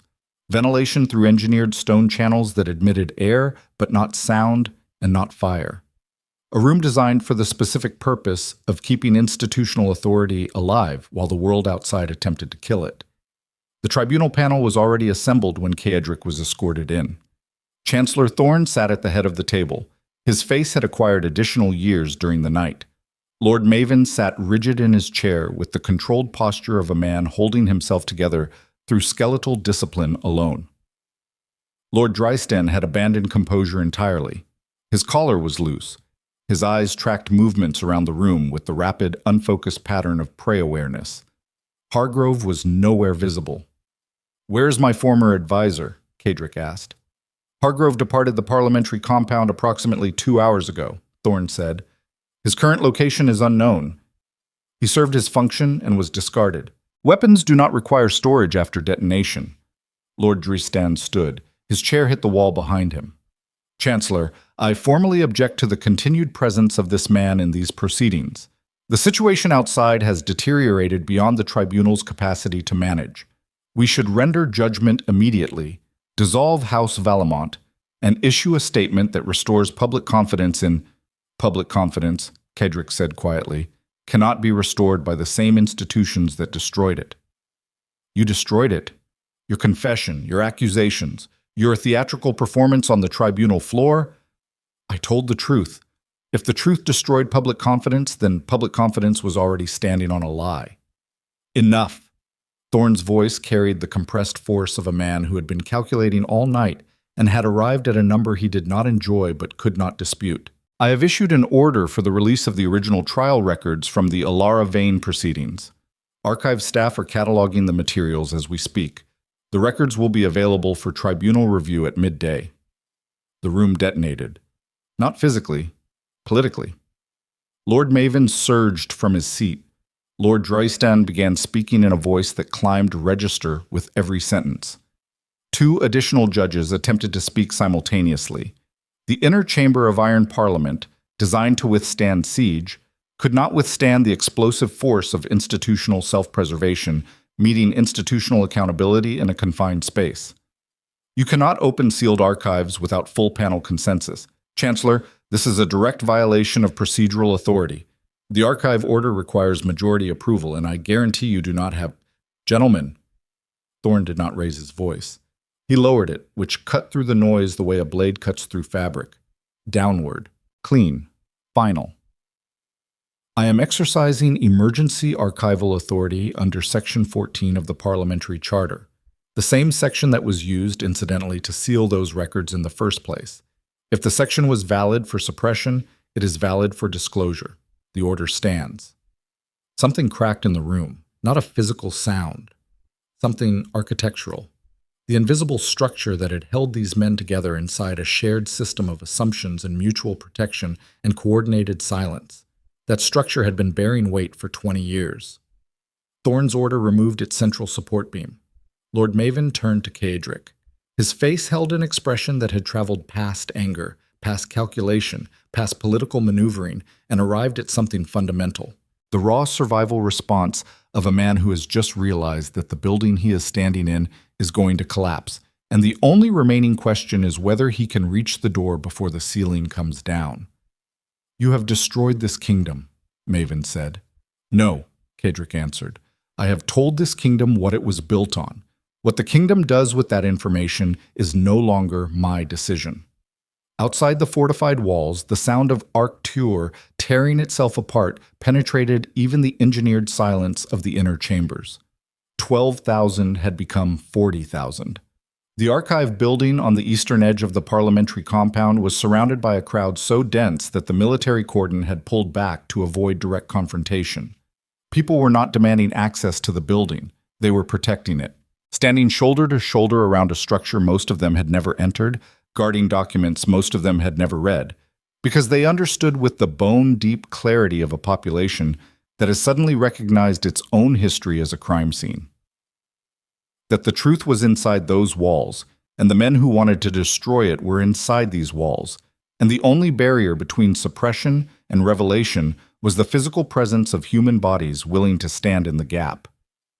A messenger arrived at the inner chambers at 11, breathing hard, face streaked with soot from fires burning in the Merchant District, 6 blocks east. Chancellor, the archive records have been catalogued, 7 crates. They are being transferred to the tribunal examination room under military escort. Thorn looked at the tribunal panel. Maven's face was gray. Drystan's hands trembled against the table's surface.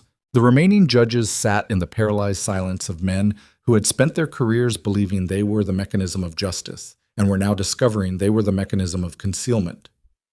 Tribunal reconvenes at noon, Thorn said. Caedric stood. The inner chamber felt smaller than it had hours ago, the walls closer, the ceiling lower. As though the building itself was compressing around the people inside it, forcing them toward the same point. The convergence of 20 years of institutional deception and 3 days of institutional collapse arriving at a single moment in a single room. He pressed his hand against his shirt pocket, Alara's letter against his heartbeat. In 45 minutes, 7 crates of original trial records would be opened in a tribunal chamber while 40,000 people stood outside waiting for the contents to confirm what a disgraced duke had told them from a defendant's circle. If the records confirmed his testimony, the political structure of Valedorn would cease to exist in its current form. Houses would fall. Alliances would shatter.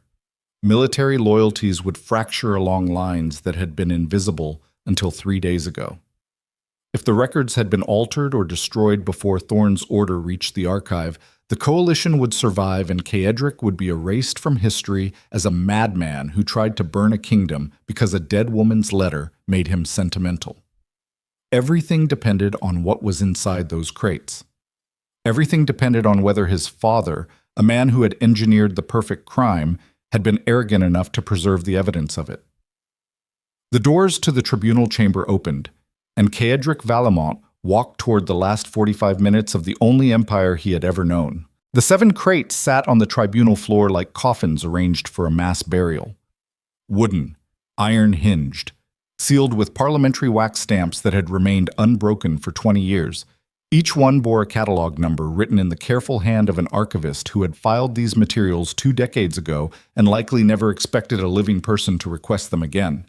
The tribunal chamber was full, but the quality of the silence had changed from the previous session. Yesterday, 1,000 people had watched political theater. Today, the same 1,000 people sat in their gallery seats with the compressed stillness of witnesses at an autopsy. Nobody whispered. Nobody shifted position. The collective body language of the room communicated a single shared understanding that whatever emerged from those crates would rearrange the world they lived in, and there was no mechanism available to stop it. Chancellor Thorn sat at the elevated bench. His face had acquired the particular gravity of a man who has made an irreversible decision during the night and is now watching its consequences approach at a speed he can observe but cannot alter. Lord Maven occupied his seat with the rigid stillness of someone whose muscles have locked involuntarily. Lord Drystan's chair was empty. "Where is Lord Drystan?" Thorn asked. A parliamentary clerk stepped forward. "Lord Drystan departed the compound at dawn, Chancellor. His staff indicated a medical emergency." "A medical emergency." Thorn's voice held no inflection. The words existed as pure observation. A man who had served institutional power for 30 years, recognizing the exact sound of institutional power running from itself. "Note Lord Drystan's absence for the record," Thorn said. "The tribunal will proceed." Caedric stood in the defendant's circle, same iron inlays in the stone floor, same position he had occupied yesterday when he confessed to crimes that would destroy his house. But the man standing in the circle was not the same man who had stood there 24 hours earlier. That man had been performing a controlled demolition of his own legacy. This man was standing in the rubble afterward, waiting to see what the foundation actually looked like. The chief archivist, a woman named Elsbeth Crane, who had spent her career in underground vaults and possessed the unsettling calm of someone who had made peace with the fact that her primary professional relationship was with dead people's paperwork, approached the first crate. "Chancellor, the records contained in these crates represent the complete tribunal file for case number 4471, the prosecution of Alara Vane on charges of treason, conspiracy, and attempted assassination of House Valemont. The file includes witness depositions, physical evidence logs, correspondence between the prosecution and judicial authorities, and the original judgment." "Open them," Thorn said. The first wax seal cracked with a sound that carried through the silent chamber like a bone breaking. Elsbeth worked methodically. Each document extracted, catalogued against the original filing index, and placed on the examination table in chronological order. The process took 40 minutes. 40 minutes during which 1,000 people watched a woman in archivist gloves handle paper that smelled like dust and decay, and the specific chemical signature of bureaucratic murder. The documents told the story Caedric had described, but they told it with the additional weight of physical evidence, not reconstructed from memory, not narrated by a man whose credibility had been attacked. Original paper, original ink, original signatures. The witness depositions contain marginal annotations in handwriting that the archivist identified as belonging to Duke Octavian's chief of intelligence. Notes indicating which sections of testimony had been pre-scripted and which witnesses required additional coaching before appearing. The physical evidence log showed items entered into the record that had no corresponding chain of custody documentation. Weapons allegedly found in Alara Vane's residence that had been logged into evidence 3 days before the search warrant was issued. And then there was the correspondence. 14 letters between Duke Octavian Valemont and senior members of houses Pelmore, Casterly, and Ashworth. The letters did not discuss conspiracy in explicit terms. They did not need to. The language was administrative, procedural. The careful, deniable vocabulary of men who understood that the most effective crimes were committed through institutional process rather than individual action. The Vane situation requires coordinated management across jurisdictions. Witness availability should be confirmed through your regional contacts. Financial considerations related to the proceeding will be administered through the standard channels. Standard channels. The phrase appeared in 7 separate letters. A euphemism so thoroughly embedded in the institutional vocabulary that the men who used it had probably stopped recognizing it as code. Standard channels meant payments routed through intermediary accounts. Standard channels meant evidence manufactured by specialists. Standard channels meant the systematic conversion of an innocent woman into a convicted traitor using the same administrative machinery that processed tax collections and land surveys. The gallery absorbed the documents in waves of comprehension that rippled outward from the front rows where those with the sharpest eyes could read the pages displayed on the examination table toward the rear galleries, where understanding arrived through the facial expressions and body language of people closer to the evidence. Lord Maven sat motionless as the correspondence bearing his father's signature was displayed and catalogued. His face performed no readable expression, not because he was controlling it, because the expression had exceeded the capacity of his facial muscles to represent.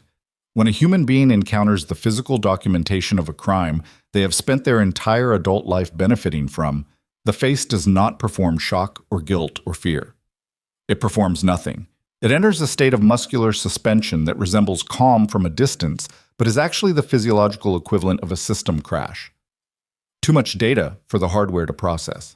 Total shutdown while the internal architecture attempts to reboot using parameters that no longer apply.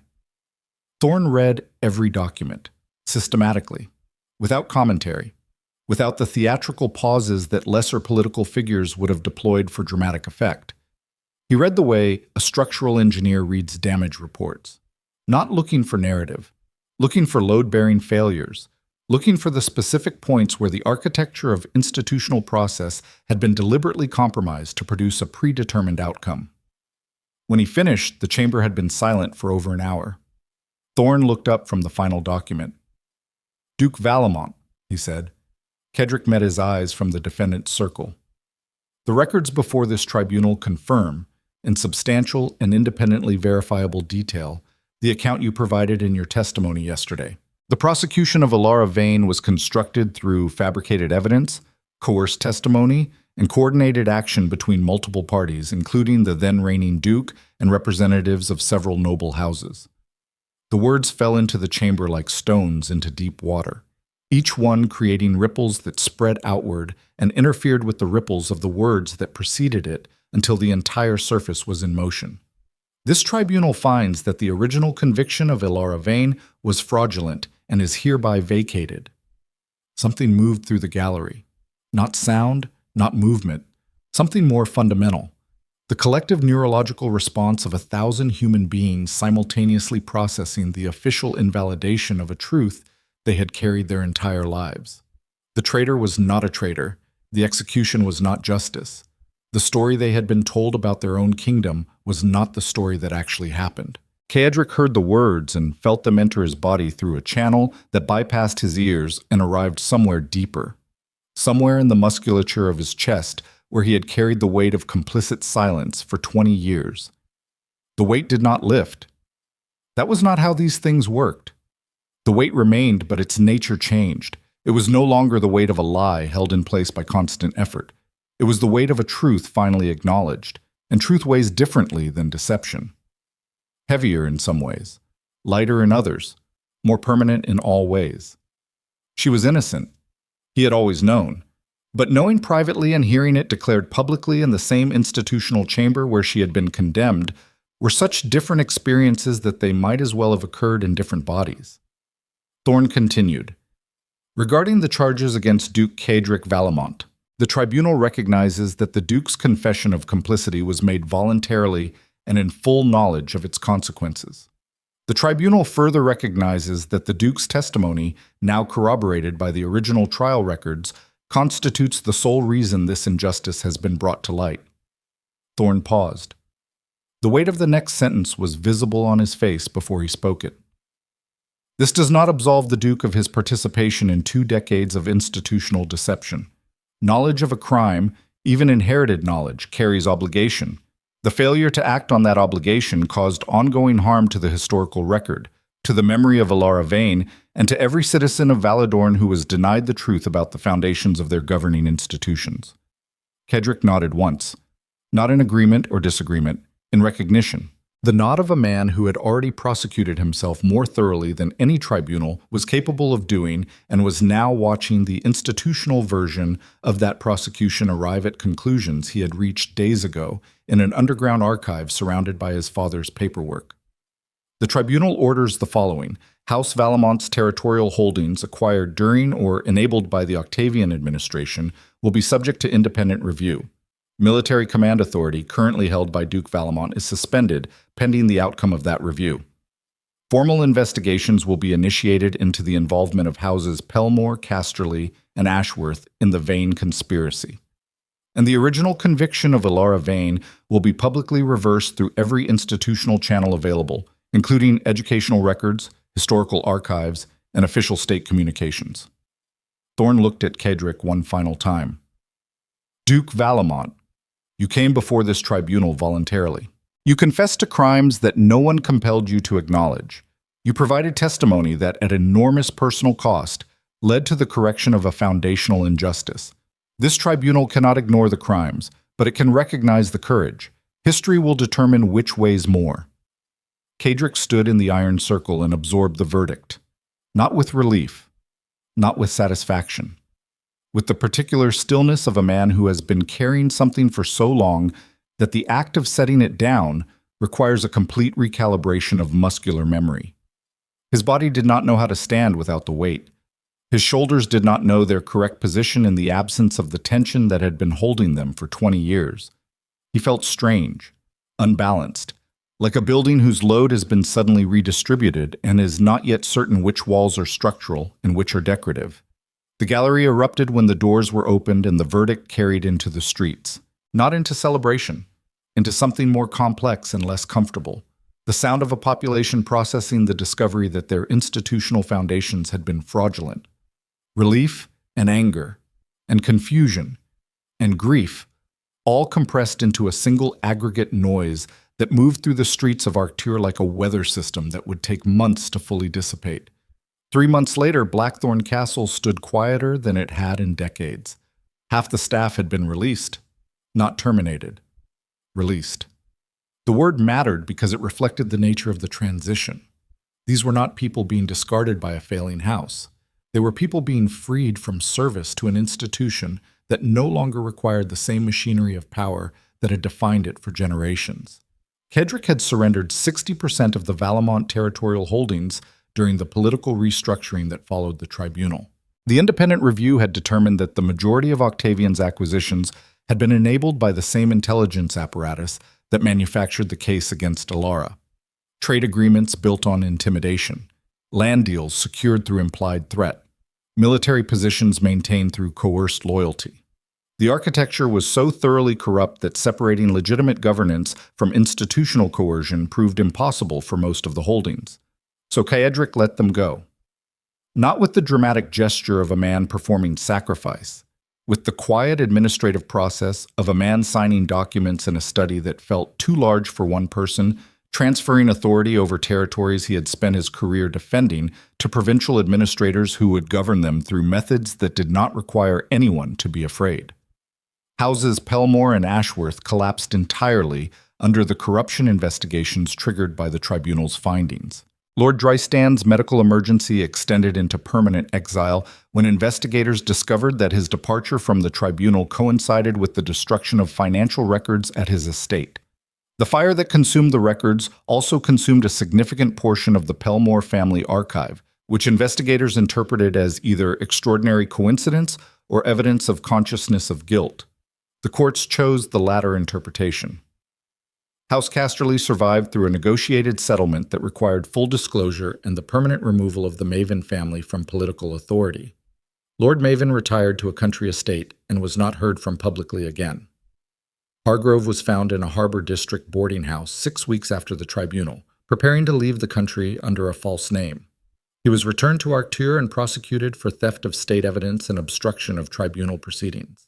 During his trial, he displayed the same professional blankness that Caedric had observed during the tribunal betrayal. A man who had performed a function and was now being processed by the same institutional machinery he had attempted to manipulate. He was sentenced to 15 years. He accepted the sentence without visible emotion. Tools do not protest their disposal. On an evening in late winter, Caedric walked through the cathedral garden beside Blackthorn Castle. The garden had been neglected during the crisis months. Hedgerows had grown wild. Stone pathways were covered with dead leaves that no one had swept. The fountain at the center had frozen, its water captured mid-cascade in a sculpture of ice that looked like grief made solid. He walked slowly. Not because his body required slow movement, but because his mind had finally begun operating at a speed that matched the actual pace of human experience rather than the accelerated tempo of political crisis. For the first time in months, he was not calculating, not anticipating, not constructing defensive positions or evaluating threat landscapes. He was walking through a garden in winter and noticing the way ice formed on stone. That was all, and it was enough. Seraphine found him beside the frozen fountain. She wore a dark wool coat, no diamonds, no emerald silk, no political costume, just clothing designed to keep a human body warm in cold weather. The simplicity of the outfit transformed her more completely than any formal dress ever had. Without the armor of aristocratic presentation, she looked like what she actually was. A woman in her mid-30s who had survived a decade of political marriage and emerged on the other side with her intelligence intact and her illusions absent. Their marriage had ended 2 months earlier, not through dramatic confrontation. Through a conversation in the financial library that lasted 40 minutes and covered the practical details of asset separation and household division with the calm, methodical efficiency of two people who had always understood each other best when operating in administrative mode. The emotional conversation had happened afterward. Briefer, more difficult, conducted in a language neither of them had practiced because their relationship had never required emotional vocabulary. She had asked him if he regretted the marriage. He had told her that regret was the wrong framework, that their marriage had been a structure built to serve a specific function within a specific system, and that both the function and the system had been fraudulent, that blaming the marriage was like blaming a bridge for connecting 2 points that should never have been connected in the first place. She had told him that was the most honest and simultaneously most infuriating thing he had ever said. He had agreed. Now she stood beside him in the frozen garden while their breath made small clouds in the winter air. "The Historical Commission released its findings today," she said. "Alara's name has been formally cleared in every educational record and institutional archive in Valedorn. The Commission also recommended the construction of a memorial in the public square where the execution took place." Caedric looked at the frozen fountain. A memorial. Stone and bronze, her name, her dates, a description of the injustice. They want to build a monument to a woman they helped kill. They want to build a monument because monuments are how institutions process guilt. Stone is permanent. Guilt is not. The monument will outlast the guilt by centuries. Eventually, people will walk past it without knowing why it is there. That is the function of institutional memory. It preserves the fact while erasing the feeling. You have gotten cynical. I have gotten accurate. Cynicism requires disappointment. Accuracy only requires observation. Caedric reached into his coat pocket and removed Alara's letter, the same cream-colored page that had fallen from his family chronicle in the cathedral and detonated his entire world. The paper was more worn now, softer. The handwriting had faded slightly from the additional handling of the past 3 months. He had read it so many times that the words had ceased to be language and become texture, the physical sensation of her voice against his fingertips.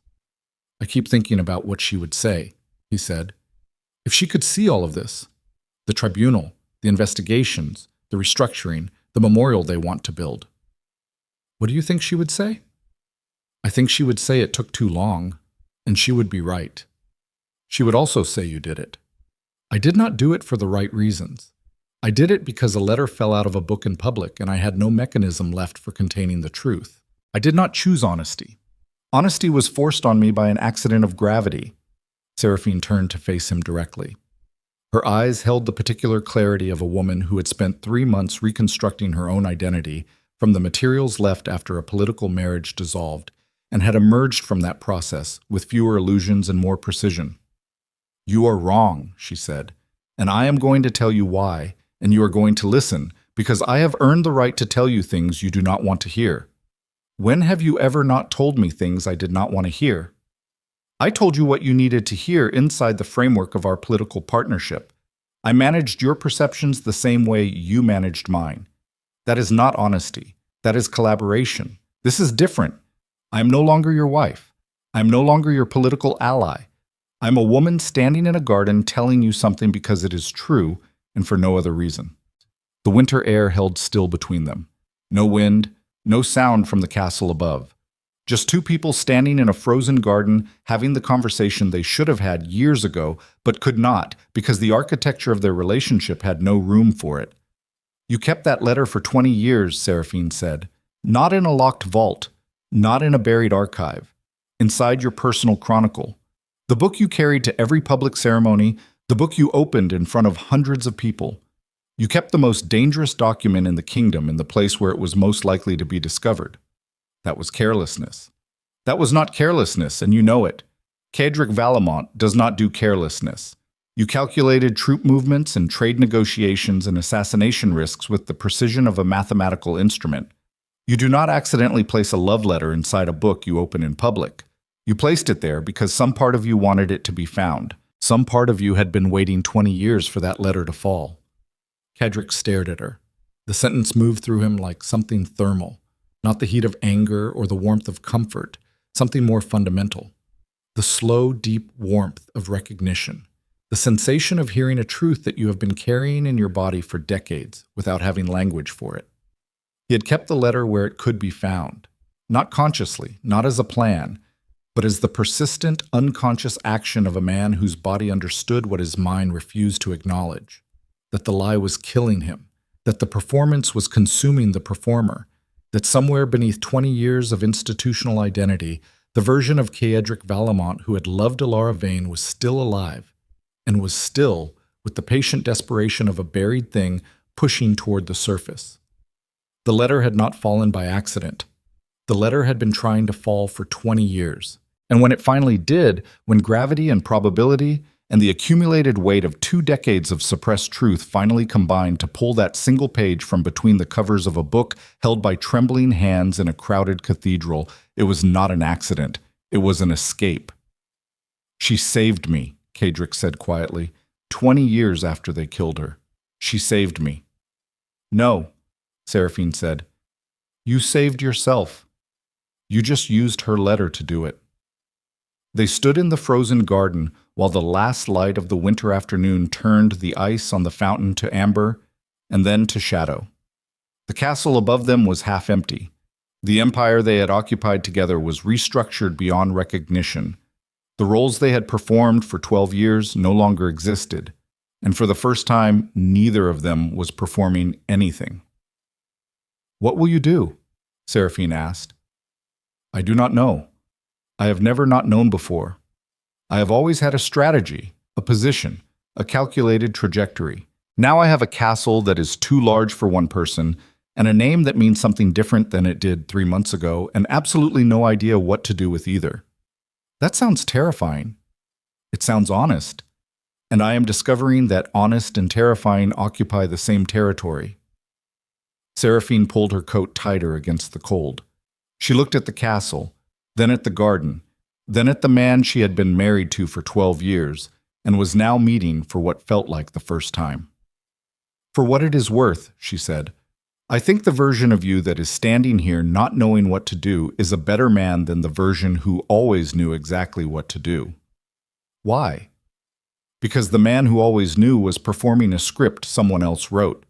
The man who does not know is writing his own. And the first draft is supposed to be terrifying. That is how you know it is real." She held his gaze for a long moment. Then she turned and walked back toward the castle. Her boots left prints in the thin layer of snow that had begun falling while they talked. Small impressions that the continuing snowfall would fill within the hour. Temporary marks in a landscape that was already being rewritten. Caedric watched her go. Then he looked down at the letter in his hands. Alara's handwriting. 20 years old. Faded but legible. The words of a woman who had loved a man she knew would fail her, and had loved him anyway, because love, real love, does not operate on the basis of expected outcomes. It operates on the basis of recognition. One human being seeing another human being completely and choosing to remain in the presence of what they see.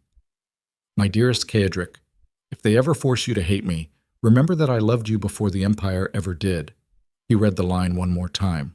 Then he folded the letter carefully, placed it back inside his coat pocket, and stood alone in the frozen garden while snow covered the remains of the empire his father built and the memorial they would build for the woman his father destroyed and the quiet, unfinished, terrifying beginning of whatever came next. He did not know what that was. He did not need to, because for the first time in his life, not knowing felt like the most honest place he had ever stood. Snow fell on Blackthorn Castle and on the streets of Arctur and on the empty pedestal in the public square where Octavian's statue once stood and where Alara's memorial would one day stand. It fell on a kingdom that was learning to rebuild itself on foundations that did not require anyone to be silenced. It fell on a man standing alone in a garden who had lost his empire, his marriage, his reputation, and his certainty, and had found, buried beneath all of it, something so small and so ordinary that an entire dynasty had been constructed to prevent its discovery. A man who could feel. That was all. That was everything. The snow continued falling, and the garden continued freezing, and the letter continued resting against his heartbeat, and the story ended not with a crown or a conquest or a restoration of power, but with a single human being standing in the cold, finally willing to feel the weather.